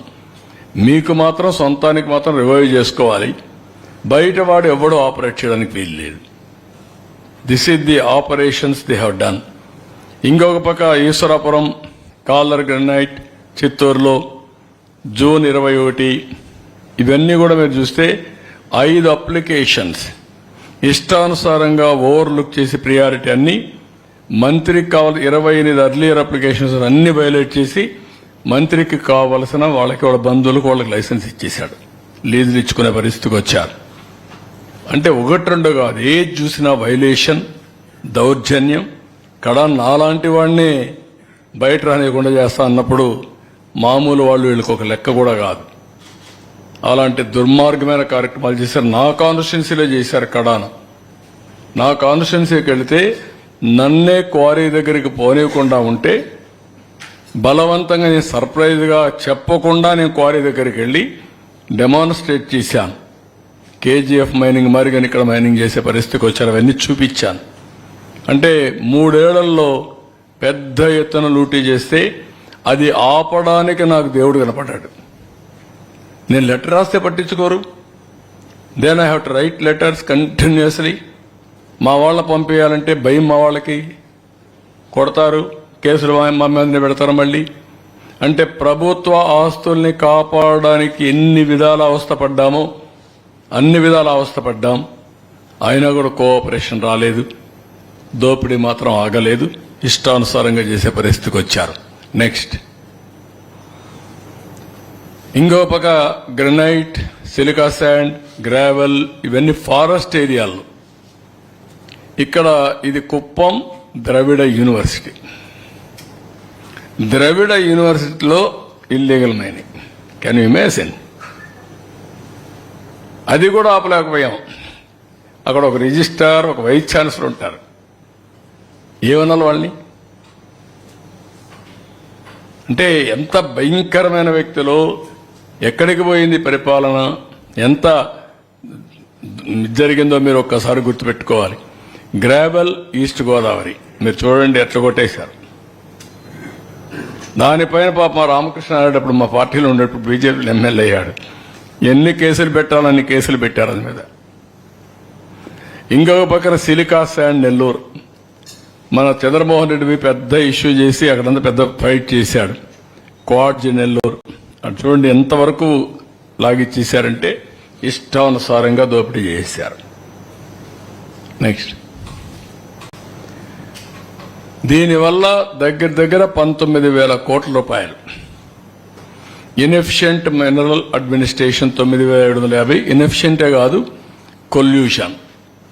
అదే మరి free sand policy, illegal sand mining operations 6,940, ఇంకా ఎక్కువే ఉంటుంది. అది మినిమం మోడెస్ట్ ఫిగర్. అది non recovery of pending dues from sand contractor 1,167 కోట్లు. Revenue loss due to outsourcing of mineral permits 1000 కోట్లు. Non recovery of pending dues from SCC contractors 220 కోట్లు. మొత్తం కలిసి 19,137 కోట్లు. Damage due to environmental violations are unquantifiable. అది thousands of crores ఉంటే ఉండొచ్చు. ఈ వైలేషన్స్ వల్ల జనరేషన్స్ టుగెదర్ సఫర్ అవుతారు. వాతావరణం ఇంబ్యాలెన్స్ కావడం, పర్యావరణం దెబ్బతినడం, ఇవన్నీ కూడా జరిగే పరిస్థితి వస్తుంది. ఇవన్నీ కూడా చాలా పెద్ద ఎత్తున సఫర్ అయ్యారు. నేను ఒకటే మిమ్మల్ని కోరుతున్నా, ఈ సంపద మీది. ఈ సంపద పరిరక్షించుకునేది ఒక బాధ్యత. ఎవరికైనా ఇచ్చినా డిస్క్రీట్గా వాళ్ళు వాడుకోవాలి. రూల్స్ ప్రకారం వాళ్ళు వాడుకునే హక్కు వాళ్ళకుంది. ఈ మధ్య కాలంలో ఎవరైనా సరే మీది కడాన మెటల్ క్వారీ కూడా బలవంతంగా లాక్కున్నారు. మెటల్ క్వారీ బలవంతంగా లాగేసుకున్నారు. ఇలాంటి చాలా అరాచకాలు జరిగాయి. ఎక్కడెక్కడ అరాచకాలు జరిగాయో అవన్నీ ముందుకు రండి. మీ యొక్క క్వారీ మీకే ఇస్తాం, మీరు ఆపరేట్ చేసుకోండి, ధర్మబద్ధంగా ముందుకెళ్ళండి, చట్ట ప్రకారం పనిచేసుకోండి. మీకు పూర్తిగా రక్షణ ఉండే బాధ్యత మాది. మా ప్రభుత్వం పూర్తిగా అండగా ఉంటాం. మేము చేస్తామని మరొక్కసారి అందరికి హామీ ఇస్తున్నా, పిలిపిస్తున్నా. వీళ్ళు చేసినటువంటి పర్యావరణ ముప్పు కానీ, చట్ట వ్యతిరేక కార్యక్రమాలు కానీ ఇవన్నీ కూడా అనలైజ్ చేస్తాం. అనలైజ్ చేసి ఎంత పెద్దవాళ్ళైనా సరే కఠినంగా శిక్షిస్తాం. చట్ట ప్రకారం అందరినీ కూడా పనిష్ చేస్తాం. నెక్స్ట్, ఇక్కడ కొన్ని ఫోటోలు ఇచ్చాం. మీరు చూసే quartz Nellore, silica sand Nellore, gravel east Godavari, అక్కడ క్వాడ్జ్ నెల్లూరు చంద్రమోహన్ రెడ్డి ఫైట్ చేశాడు. ఇవన్నీ వేరియస్ ఫోటోస్. నెక్స్ట్, ఇక్కడ కూడా గ్రనైట్ ప్రకాశం, గెలాక్సీ గ్రనైట్కి నేను పోరాడిన విధానం నాకు ఇప్పుడు కూడా జ్ఞాపకం ఉంది. అలాంటి గ్రనైట్ అంతా కూడా హస్తగతం చేసుకున్నారు. Gravel Kakinada, quartz Nellore, laterite Anakapalli, gravel Krishna, ఇవన్నీ కూడా ఇష్టానుసారంగా వెళ్ళాయి. నెక్స్ట్, అక్కడ ఇంకొక విషయం కూడా, పోలవరం రైట్ బ్యాంక్ కెనాల్ దగ్గర ఎంత లాస్ అండి దానికి ఎవరు ఎస్టిమేట్ చేశారు? 800 కోట్ల రూపాయలు విలువ చేసే గ్రావెల్ని తోలేశారు. అంటే అది 800 crores అని చెప్పే ఈజీ, కానీ ఒక కాలువకి బండ్ కడతాం, బండే తీసుకెళ్ళిపోయారు. గట్టును లాక్కడి పేరు కొట్టేసుకుని పోయారు. ఇప్పుడు ఎవరు? నువ్వు కాదు కదా. పేర్లన్నీ వస్తాయి. ఇప్పుడు ఒక పేరు చెప్పి ఒక పేరు చెప్పకపోతే పాపం చాలా మంది బాధపడతారు. నేను ఒకరిద్దరు పేర్లు చెప్పదలుచుకోలేదు. ఎవరు చేశారో అందరికీ వర్తిస్తుంది. ఇది ద్రోహం అవునా కాదా? ఇది మామూలు ద్రోహం కాదు. మనం గుర్తుపెట్టుకోవాల్సిన అవసరం ఉంది. ఏదైనా కానీ వరదలు వస్తే ఏ విధంగా ప్రొటెక్ట్ చేస్తావు ఆ కాలువని? అంటే ఎంత దౌర్జన్యం, లేకుంటే అరాచకం, లేకుంటే వీళ్ళకి ఇంకా ఇష్టానుసారంగా చేయడం, పొగరెక్కి ఏం చేసినా జరిగిపోతుందని కడాన కాలువ బండును కూడా వేసే పరిస్థితికి వచ్చారంటే వరదలు వచ్చినా లేకుంటే వర్షాలు వచ్చినా ప్రమాదకరమైనటువంటి విషయం ఇది. అమరావతి గ్రావెల్ని దువేశారు, రోడ్డు మీద ఉండే మట్టిని నాకు వెళ్ళిపోయారు. ఇంకా వీళ్ళని చూద్దాం. ఇకపోతే ఫారెస్ట్ ఏరియాలో కూడా స్మగ్లింగ్, రెడ్ శాండర్స్ పెద్ద ఎత్తున జరిగారు. దీనివల్ల ఇల్లీగల్ మైనింగే కాకుండా ఇవన్నీ కూడా ఫారెస్ట్ ల్యాండ్ అన్ని చేశారు, మ్యాంగ్రోవ్ ఫారెస్ట్ చేశారు. నెక్స్ట్ ఇక్కడ మీరు చూస్తే లార్జ్ స్కేల్ స్మగ్లింగ్ జరిగింది. అది కూడా చేయడం కూడా చాలా సిస్టమేటిక్గా నేరస్తులు ఎట్లా చేస్తారంటే, ఫస్ట్ ఇక్కడ 230 మంది తగ్గించేశారు, వేకెన్సీలు పెట్టారు. 423 మందులు మనుషులు లేకపోతే స్మగ్లర్స్ యథేచ్ఛగా దోచకపోవచ్చు. అక్కడి నుంచి ఏం చేశారంటే 4 FBOస్ని 5 FROస్ని ఆన్ డ్యూటీ పంపించారు. ఎక్కడికి పంపించారు? శ్రీకాకుళం పంపించారు. మీరు అక్కడ పోయి డ్యూటీ చేయండి, మేము ఇక్కడ స్మగ్లింగ్ చేసుకుంటా అని అక్కడ ఉండే ఆఫీసర్లందరినీ ఇట్లా పంపించారు. ఇంకొక పక్క బడ్జెటరీ ప్రొవిజన్స్ ఇవ్వకుండా నిలిపేశారు. డబ్బులు లేకపోతే బయట కూడా తిరగలేరు, వీళ్ళకి వెహికల్స్ కూడా ఉండవు, అది చేశారు. ఇవన్నీ చేసి 1923 836 మెట్రిక్ టన్నులకు మాత్రం అమ్మగలిగారు. అంత మునుపు 6000 మెట్రిక్ టన్నులు అమ్మాం. అంటే మొత్తం వచ్చినదంతా కూడా వీళ్లే స్మగ్లింగ్ చేసుకొని వేరే దేశాలకు, ముఖ్యంగా చైనాకు తీసుకుపోయే పరిస్థితికి వచ్చారు. నెక్స్ట్ దీని విలువ కూడా మీరు చూస్తే 440 కోట్లు మాత్రం వీళ్ళు వచ్చినా చేశారు. 14-19 అయితే 1623 కోట్లు ఇచ్చాం. అప్పుడు తీసుకో రెవెన్యూ వచ్చింది. దాంట్లో 27% మాత్రం చేయగలిగారు. 1623 కోట్ల రూపాయల ఆదాయం 14-19 వస్తే 19-24 440 కోట్లు వచ్చింది, 40 కోట్లు వచ్చింది. దీని పర్సంటేజ్ చూస్తే 27%. అంటే ఇక్కడ మనం గుర్తుపెట్టుకోవాల్సింది, స్మగ్లింగ్ చేయడాన్ని ప్రోత్సహించారు. స్మగ్లర్స్కి ఒక డెన్గా తయారైంది. అక్కడి నుంచి ఇల్లీగల్ యాక్టివిటీస్ చేసే పరిస్థితికి వచ్చారు. ఈ డబ్బులు తీసుకొని ఈ ఆదాయంతో రాజకీయంగా వీళ్ళ ఇష్ట ప్రకారం పెత్తనం చేసే పరిస్థితికి వచ్చారు. కడాన స్మగ్లర్ అరెస్ట్ అయిన వ్యక్తి చిత్తూరు ఎమ్మెల్యేగా పోటీ చేసే పరిస్థితికి వచ్చాడు. అందరినీ బెదిరించే పరిస్థితికి వచ్చాడు. ప్రజలు విజ్ఞతతో ప్రవర్తించారు, చిత్తుగా ఓడించారు. అంటే ఎమ్మెల్యే అయిన తర్వాత ఇంకా ప్రపంచానికే ఆదర్శంగా ఈయన స్మగ్లింగ్ చేసుకోవచ్చు, ఇంకా కాంట్రాక్ట్స్ అన్ని ఎస్టాబ్లిష్ చేయొచ్చు. వీళ్ళు ఏమనాలైతే నాకు అర్థం కాలేదు. ఇక్కడ చూస్తే అప్పట్లో 3095 వెహికల్స్ అరెస్ట్ చేస్తే వీళ్ళు వచ్చిన తర్వాత 1104 12,995 మందిని ఇప్పుడు అరెస్ట్ చేస్తే వీళ్ళు వచ్చిన తర్వాత 4,246 మందిని మాత్రం అరెస్ట్ చేసి అమాయకులు కొంతమందిని ఈ విధంగా మొత్తం చేసే పరిస్థితికి వచ్చారు. స్మగ్లింగ్ అనేది చాలా ప్రమాదకరమైంది. స్మగ్లర్స్ని ఎంకరేజ్ చేయడం చాలా డేంజరస్ ట్రెండ్. ఇది సమాజానికి చాలా ప్రమాదం. నెక్స్ట్ ఇక్కడ illegal mining, encroachments in forest area, Punganur, కార్బేట్ నగరంలో ఏదైతే ఫారెస్ట్ ఏరియాలో 6.725 హెక్టార్లు పర్మిషన్లు ఇవ్వడం, ఇంకొక పక్క కార్బేట్ నగరంలో 19.5 హెక్టార్ని పర్మిషన్ ఇవ్వడం, పల్నాడు ఏరియాలో ఇష్టానుసారంగా యథేచ్ఛగా అడవుల్ని కొట్టేయడం, ఇవన్నీ కూడా ఇష్టానుసారంగా చేసే పరిస్థితి, చాలా అడవులు ఖాళీ చేసే పరిస్థితికి వచ్చారు. 1-2 కాదు, చాలా ఉన్నాయి. రవ్వలకొండ ఉంది కర్నూలులో, బ్రహ్మంగారు కాలజ్ఞానం రాశాడు అక్కడ, దాన్ని కొట్టేశారు. అంటే ఏమి ఒక హిస్టారికల్ ప్లేసు, దీని జోలుకు పోకూడదని కూడా లేదు, దాన్ని కూడా కొట్టేసే పరిస్థితికి వచ్చారు. నెక్స్ట్, ఇక్కడ మ్యాంగ్రోవ్ ఫారెస్ట్ 58 ఎకరాలు 10-11 ఈ డివిజన్లో ఇష్టానుసారంగా చేశారు. తర్వాత కోర్టు పోయి మన వాళ్ళు ఇది చేసే పరిస్థితి. ఇంటి ఎన్జిటి అయితే 5 కోట్లు ఫైన్ కూడా వేశారు. నెక్స్ట్, ఇది రిషికొండ. నెక్స్ట్, బంగ్లా లేదా? నెక్స్ట్, మరి చూడండి, ఎవడైనా చేస్తాడండి ఈ పని.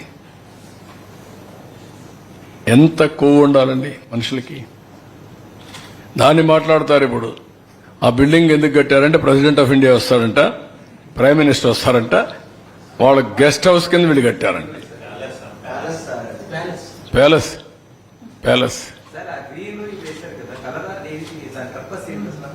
కవర్ చేశారు, కనపడకుండా షీట్ వేశారు. ఎరోజన్ కంట్రోల్ చేయడానికి షీట్ వేశారు.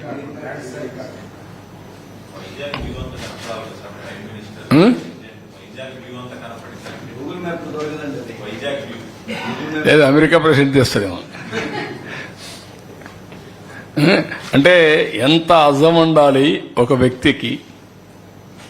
500 కోట్ల రూపాయలు కట్టి ప్యాలెస్ కట్టుకున్న వ్యక్తులు వీళ్ళు మాట్లాడతారు.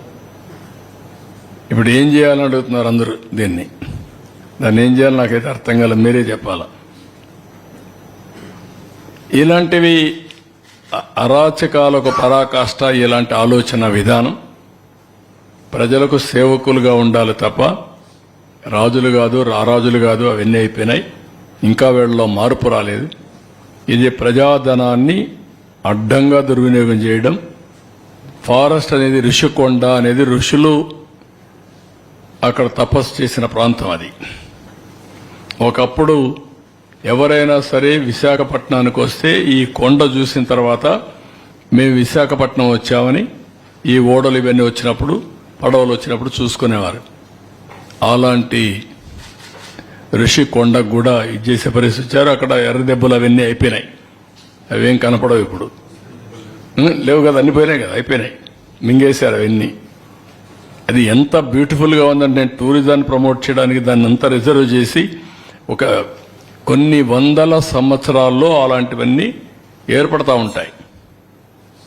భూమిలో వచ్చే మార్పులు కానీ, ఆ పర్టికులర్గా ఉండే దీంట్లో రియాక్షన్స్ కానీ దానివల్ల వస్తాయి. అవి కూడా పోయే పరిస్థితికి వచ్చాయి. సో నెక్స్ట్, ఇది ఈరోజు నేను ప్రజలందరికీ విజ్ఞప్తి చేస్తున్నాం. మీ భూములు ఎవరైనా కొట్టేసినా, మీ అసైన్మెంట్ భూములు బలవంతంగా లాగేసుకొని ఫ్రీ హోల్డ్ చేసుకున్నా, లేకపోతే మీకు తెలిసి ఎక్కడైనా అరాచకాలు అన్యాయాలు చేసి ప్రభుత్వ భూములు కానీ ప్రైవేటు భూములకు కానీ హాని తలపెట్టిన వ్యక్తులుంటే అవన్నీ మాకు చెప్పండి. మళ్ళీ తిరిగి మీకు ఇప్పించే బాధ్యత మాది. చట్ట వ్యతిరేకంగా ఆక్యుపై చేసుకున్న వాళ్ళని పనిష్ చేసే బాధ్యత కూడా తీసుకుంటాం. 2, ఖనిజ సంపద. భూగర్భ ఖనిజ సంపద సమాజ హితం కోసం ఉపయోగించుకోవాలి.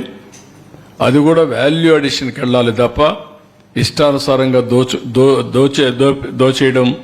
దోపిడీ చేయడం కరెక్ట్ కాదు.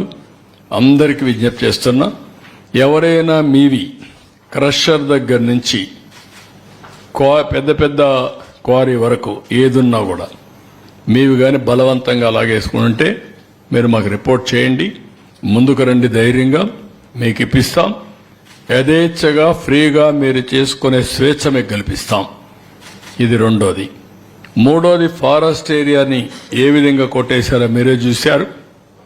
ఇలాంటి అడవులను కూడా మింగేసే ఈ ఆనకొండల్ని మనం గుర్తుపెట్టుకోవాల్సిన అవసరం ఉంది.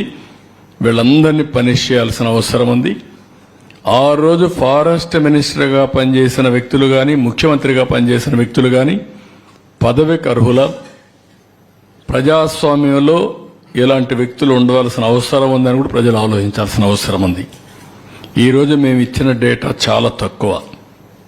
మా ఆఫీసులో ఇంత డేటా లేదు. ఒకవేళ నాకు పార్టీ ఆఫీసులో నేను వెరిఫై చేయకుండా ఇస్తే కూడా కరెక్ట్ కాదు. ఇంకా కలెక్ట్ చేయాల్సింది చాలా ఉంది. అరాచకాలు చాలా జరిగాయి. ఎక్కడ పోయినా నేను ఆ కొండలు చూస్తే చాలా బాధేసింది. గుండెలు పిండేసేంత బాధపడ్డా. నేను జపాన్కు పోతే ఆ కొండలను చూస్తే నాకు ఆనందం. ఒక్కొక్క కొండ పైన ఒక్కొక్క రకమైన ఫ్లవర్స్ ఉంటాయి. అక్కడ అలాంటి గార్డెన్స్ చూడడానికి, అడవులు చూడడానికి సీజన్లో కొంతమంది వస్తారు. నాకు తిరుపతి ఎప్పుడూ ఒక ఉదాహరణ. తిరుపతిలో నేను డిఫరెంట్ ఫ్లవర్స్ వేయాలని చెప్పి ఆలోచించాను.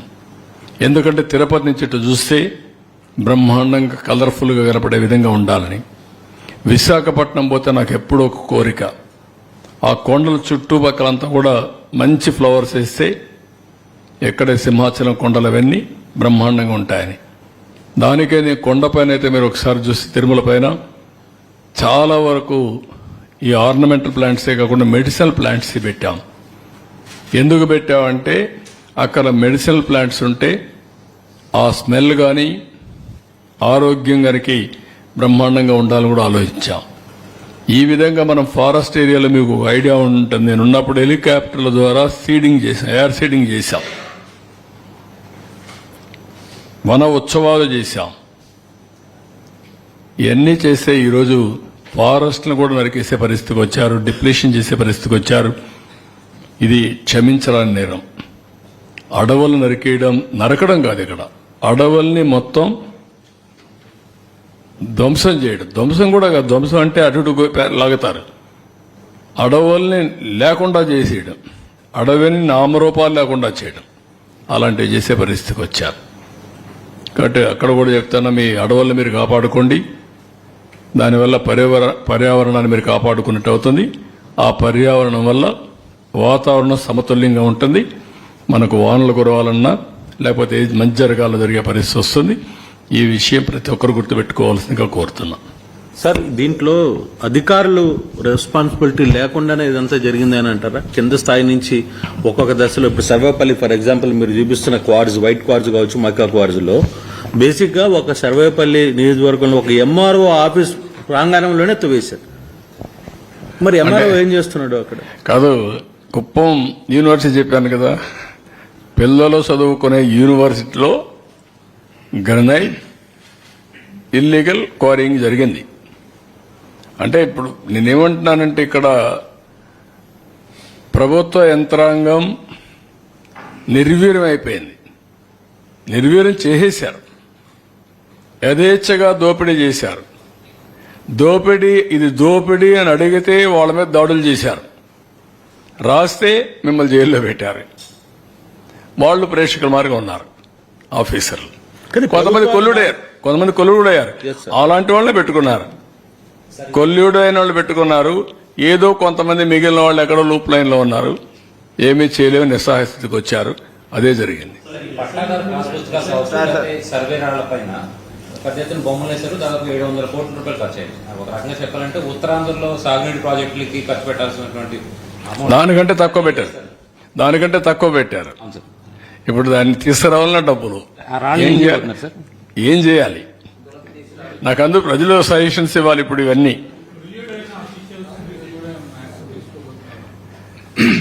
రాయకుండా మీరు పత్రిక పని కూడా తీసుకోవాలి. ఇప్పుడు నేనేమంటున్నానంటే మీకందరికీ ఇది ఒక ఇటీవల కాలంలో నేను కొన్ని టఫ్ స్టాండ్ తీసుకుంటున్నాను. మనుషులు కావాలి కదా పనిచేయడానికి. గవర్నమెంట్ అంటే రన్ కావాలి కదా ముందు. ఎంతమందిని పనిష్ చేయగలుగుతాం కూడా అర్థం కావడం లేదు నాకు. క్రైమ్లో ఒకరిద్దరు పార్ట్నర్స్ అయితే పర్లేదు, క్రైమ్లో అందరినీ సైలెంట్ చేసేసి పార్ట్నర్ చేసే పరిస్థితికి వచ్చారు. నువ్వు పనిచేయాలి వచ్చేటికి. అదేనయ్యా, నువ్వు చాలా తెలివి. నీకు 5 ఏళ్ల తర్వాత నేను మళ్ళా మాజీ అవ్వాలనుకుంటున్నావు.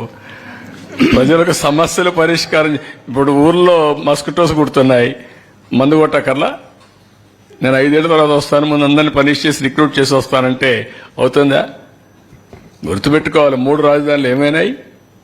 కానీ పనిష్ చేసి తప్పు చేసిన వాళ్ళని వదిలిపెట్టను, కానీ పని కూడా కావాలి, 2 బ్యాలెన్స్ ఉండాలి. మైనింగ్ డిపార్ట్మెంట్ గత 5 సంవత్సరాల్లో చేసిన వ్యవహారాలు మాత్రం చాలా అలిగేషన్సా?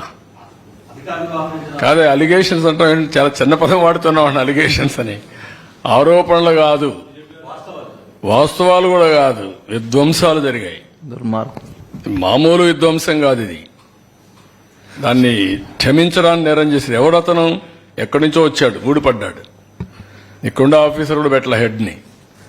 దోపిడీకి యథేచ్ఛగా చేయడానికి అన్ని డిపార్ట్మెంట్లో మీరు చూస్తే క్రమ పద్ధతిలో టీటీడీ ఎక్కడ ఆఫీసర్ అతను, ఎక్కడ డిఫెన్స్లో పనిచేశాడంట, లేకపోతే బ్రెవరీస్ కార్పొరేషన్, లేకపోతే మైనింగ్ కార్పొరేషన్, లేకపోతే ఇంకొక పక్కన ఫైబర్, చాలా అన్ని ఆల్మోస్ట్ ఆల్ రెవెన్యూ డబ్బులు వచ్చే డిపార్ట్మెంట్స్ అన్నీ కూడా మీరు చూస్తే బయటని తీసుకొచ్చి పెట్టారు.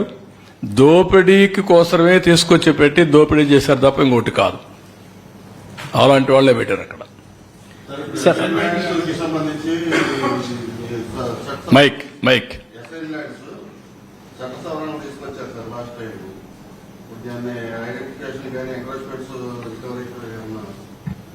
అందుకే చెప్పాను, ఒక ల్యాండ్ గ్రాబింగ్ యాక్ట్ తీసుకొస్తున్నాను.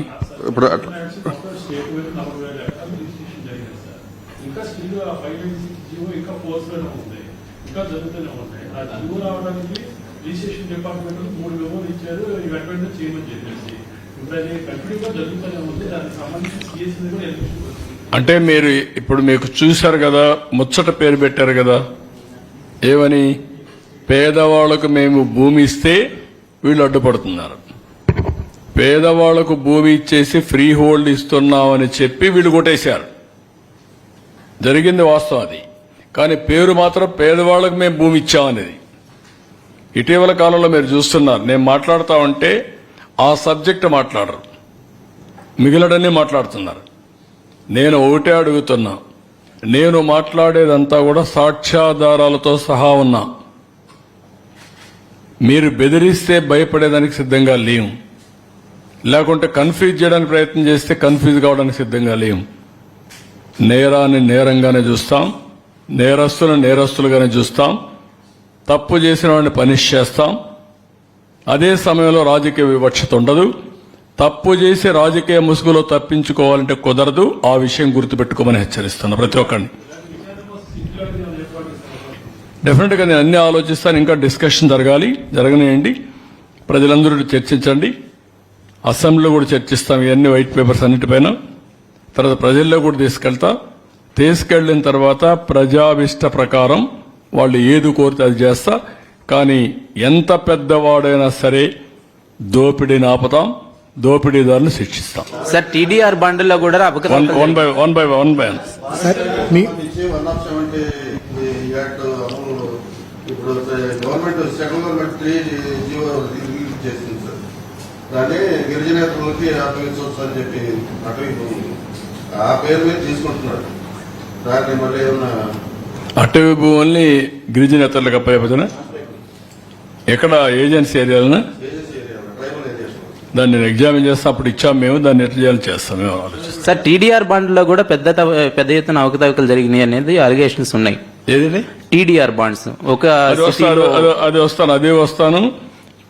పీడిఎస్ రైస్ కూడా పెద్ద జరిగింది. అవకాశం ఉంటే ఆకాశం హద్దుగా వెళ్ళిపోయారు వీళ్ళు. టీడీఆర్ బాండ్లు ఏంటండి? లేకుంటే రైస్ ఏంటండి? దానికి మొబైల్ వ్యాన్స్ ఏంటండి?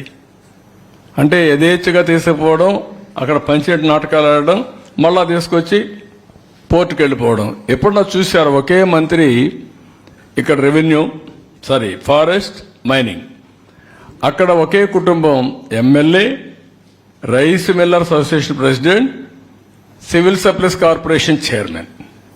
Can you imagine? అంటే దొంగకి తాళాలు ఇవ్వడమే కాకుండా లైట్లు కూడా అరేంజ్ చేసి యథేచ్ఛగా దోచుకోమన్నారు. వెహికల్ పెట్టారు, ఏమి ఇబ్బంది లేకుండా మళ్ళా తీసుకొని నేరుగా పోర్టు దగ్గర తీసుకెళ్ళిపోవచ్చు. సార్ విశాఖపట్నంలో పెద్ద ఎత్తున భూదోపిడీ జరిగిందని 5 ఏళ్ల పాటు అనేక సార్లు అంటే మీరు ప్రతిపక్షంలో ఉన్నప్పుడు మీ పార్టీతో పాటు ఇతర పార్టీలు కూడా ఆరోపించాయి. ప్రధానంగా ఉత్తరాంధ్రను విజయసాయిరెడ్డి దోచుకున్నాడు అనేది ఒక ప్రధాన ఆరోపణ. అక్కడ ఉన్నటువంటి అనేక భూములు కొట్టేయడంలో 2 ఏళ్ల పాటు ఆయన కీలకంగా వ్యవహరించారనేది ఉంది. ఆయన పైన కావచ్చు లేదంటే వైసీపీ భూదోపిడీ పైన విచారణకు ఏదైనా ఆదేశించబోతా ఉన్నారా?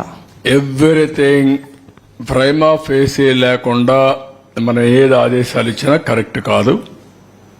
నేను మొత్తం డేటా తీసుకున్న తర్వాత ఎంత పెద్దవాళ్ళైనా సరే ఎంక్వైరీ ఉంటుంది, చట్ట ప్రకారం అందరికీ శిక్ష ఉంటుంది. No question of compromise for anybody. Sir, how much time would you require to resolve all these land disputes? ఏమండి ఒక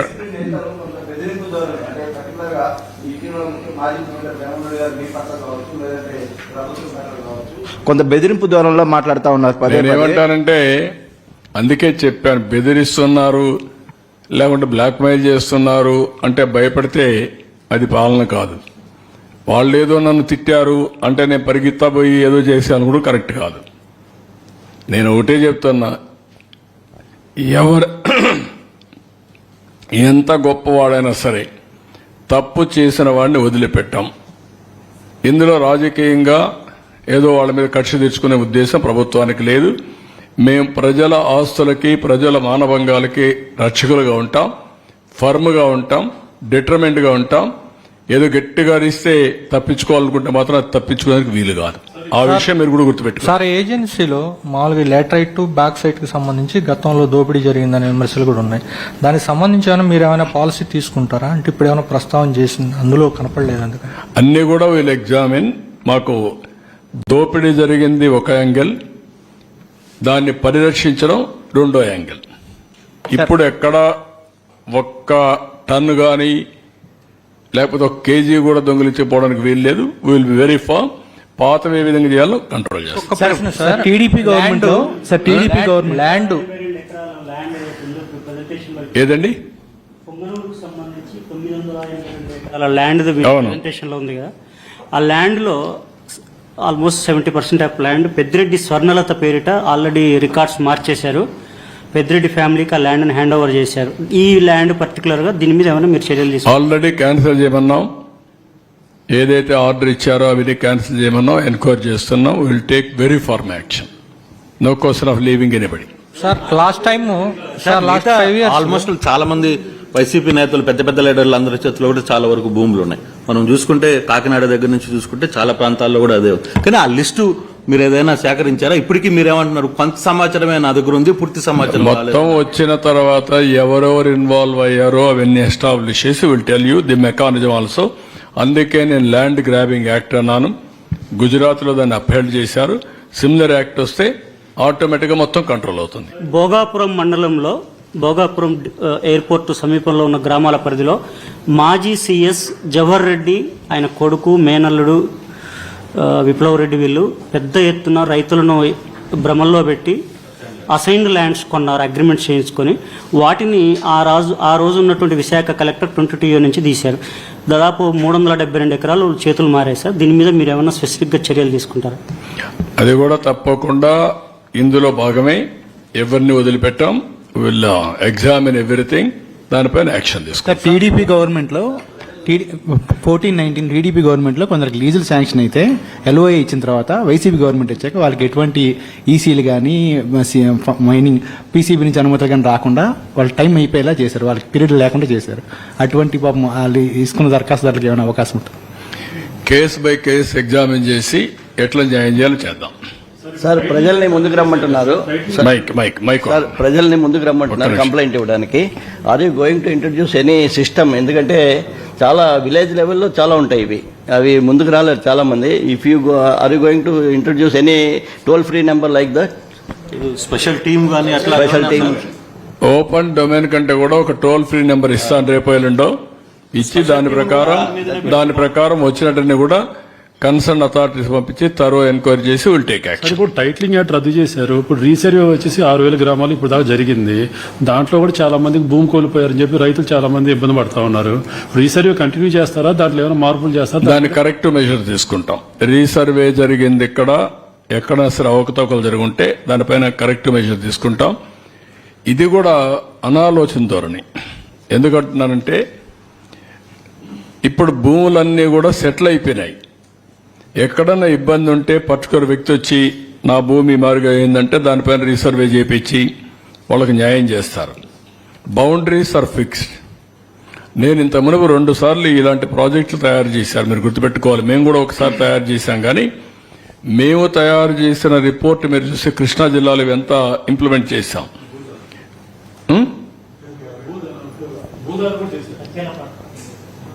గోదావరి కానీ ఇంకోటి చేసాం మేము, ఆ పేరు ఏదో మర్చిపోయాను నేను. జగ్గయ్యపేట మొత్తం విజయవాడ వరకు చేశాం. అక్కడ చేసింది ఏంటంటే సిస్టమేటిక్గా చేసిన తర్వాత అందరినీ కూర్చొనబెట్టి వాళ్ళ అబ్జెక్షన్స్ వస్తే అందరి ముందరినీ పరిష్కారం చేసి వాళ్ళకి హ్యాండ్ ఓవర్ చేశాం. దానిపైన బౌండరీస్ అని ఫిక్స్ చేశాం. వీళ్ళు చేసింది అట్టు కాదు, ఏకపక్షంగా వీళ్ళు ఇష్ట ప్రకారం చేసుకొని వెళ్ళిపోయారు. ఏది ఇలాంటి స్టోన్స్ వేసుకోవడానికి ఎవడన్నా ఫోటో వేసుకుంటాడండి ఆ స్టోన్ పైన? బాధ ఇదా? ఒక ఇదిగా కోపం రాదా? దీనికోసం 600 కోట్లు తగలబెట్టడం ఏంటండి?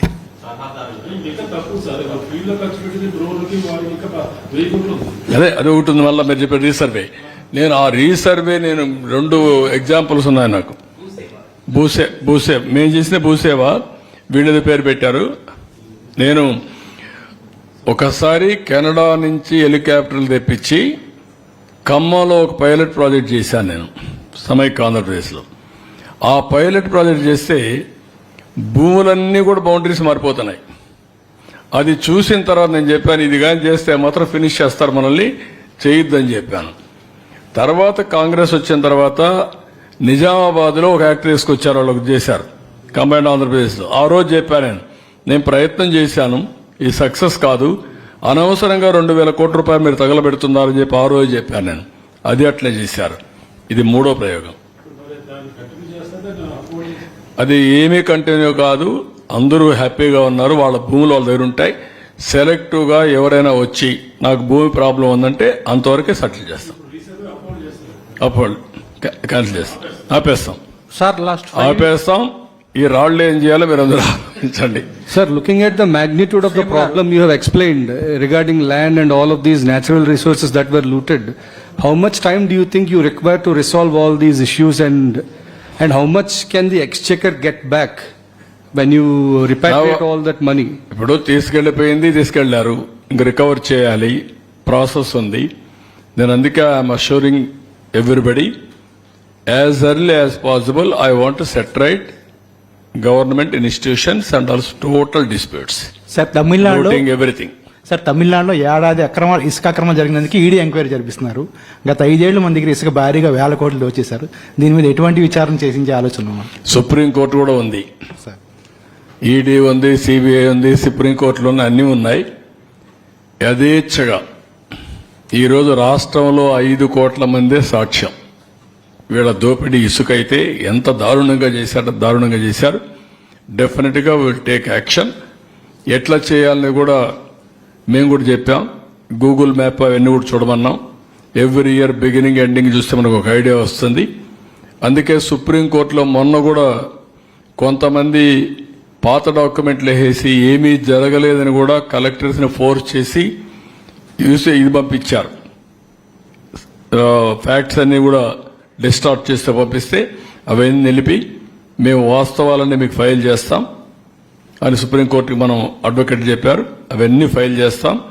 ఈ ప్రభుత్వం ఎవడు దోషున్నా వాడిని షీల్డ్ చేయం. సార్ లాస్ట్ 5 yearsలో నా సొంత భూమిలో నేను మట్టి దొంగకున్నా కూడా పెనాల్టీ వేశారండి. దాని మీద ఏమన్నా విచారించే అవకాశం ఉందా? చేస్తారా? నువ్వు ఇస్తే నీది కూడా ఎన్క్వైరీ చేస్తాం. నువ్వు ఇస్తే కంప్లైంట్ ఇస్తే నీది కూడా ఎన్క్వైరీ చేస్తా ఉంటున్నా. ఆ కంపెనీ కూడా ఆల్రెడీ ఉంది సార్. ఆ కంపెనీ ఒక కంపెనీ వేసింది ఆ పెనాల్టీని. అదే ఇస్తే డీటెయిల్స్ ఇస్తే వీళ్ళు enquiry. Okay, thank you sir. చేద్దాం. కొన్ని ఇండస్ అందరికీ కూడా చాలా ఇరెగ్యులర్ ల్యాండ్స్ అలాట్ చేశారు. వాటిని ఏమన్నా మరి చూసి నేను అందుకే మొత్తం నేను ప్రజెంట్ చేశాను. చర్చ జరిగినాయండి. నేనేదో ముందుగానే నేను అది చేస్తా ఇది చేస్తా నేను చెప్పడానికి సిద్ధంగా లేను. తప్పు చేసిన వాడిని ఎట్టి పరిస్థితులు తప్పించుకోలేడు. నేను ఐఎమ్ వెరీ క్లియర్. బెదిరిస్తానో, భయపెడితేనో, లేకుంటే మమ్మల్ని మీద విమర్శలు చేస్తానో తగ్గిపోతాం అనుకుంటే కరెక్ట్ కాదు. కొంతమంది అధికారులు సహకరించడం లేదనేది ఫైనాన్స్ ఆర్థికపరమైన అంశాల్లో కూడా ప్రాపర్ డేటా కూడా సిద్ధంగా రావట్లేదు అనేది స్వయంగా మంత్రి గారే చెప్తున్న పరిస్థితి. సో అలాగే చాలా డిపార్ట్మెంట్స్ లో కూడా రెవెన్యూలో కావచ్చు, వీటిలో కావచ్చు, కొందరు ప్రాపర్ గా డీటెయిల్స్ కూడా ముందుకు రావట్లేదు అనేది అధికారుల మీద వస్తున్న ఒక వాదన. అంటే వాళ్ళు అక్కడ అధికారులు అక్కడ లేరు కదా, ఇప్పుడు ఉండేవాళ్ళని మార్చాం. కొంతమంది డిపార్ట్మెంట్లో ఉంటారు. ఎక్కడైనా సరే డేటాని డిస్టార్ట్ చేయలేరు ఆర్ మాయించేయలేరు. ఒక దిక్కడ చేసిన వేరియస్ ప్లేస్లో ఉంటాయి. దాని గురించి పెద్దగా వరీ కావాల్సిన పని లేదు. Will establish all these things. Necessary action will be taken. ఎవరిని వదిలిపెట్టే సమస్య లేదు. మీరు కూడా కొంచెం ప్రాపర్గా ప్రొజెక్ట్ చేయండి. చర్చ జరగాలి రాష్ట్రంలో. ఏం జరిగింది? ఇప్పుడు నేను 4వ వైట్ పేపర్ ఇది, ఇంకొక 3 ఉన్నాయి. ఆ 3 కూడా అనౌన్స్ చేస్తాను ఈ వీక్లో. ఆ తర్వాత అసెంబ్లీలో చర్చ చేస్తాం.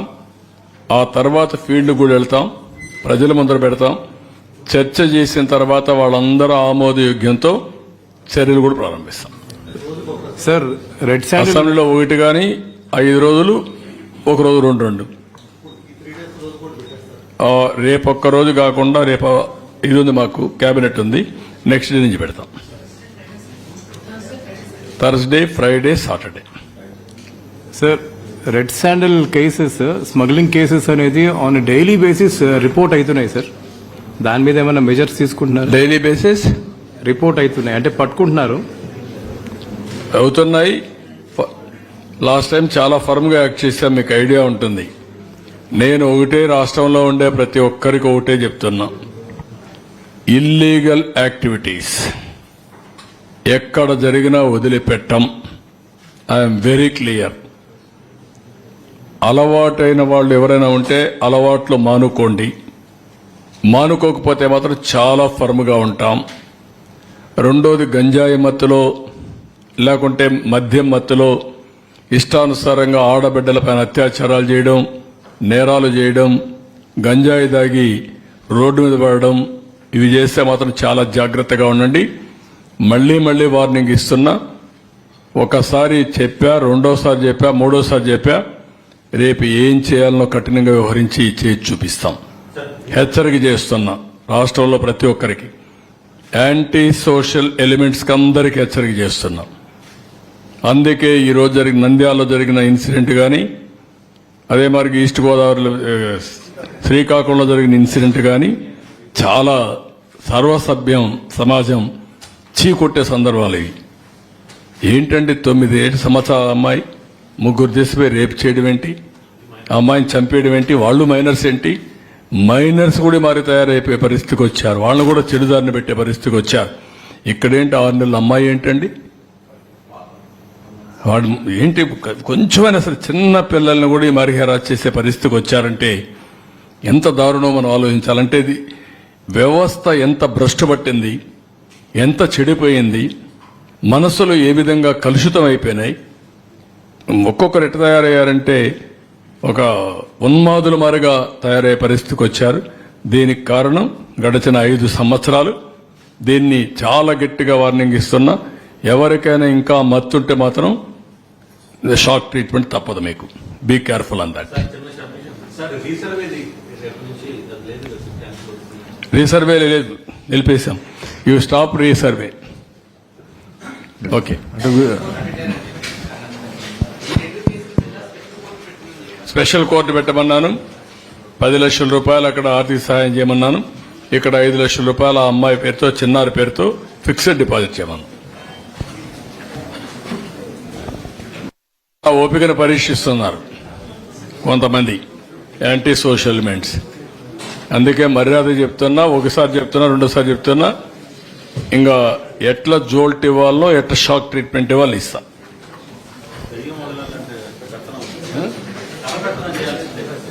కర్ర పెత్తనం కాదు, ఎట్లా షాక్ ట్రీట్మెంట్ అంతే.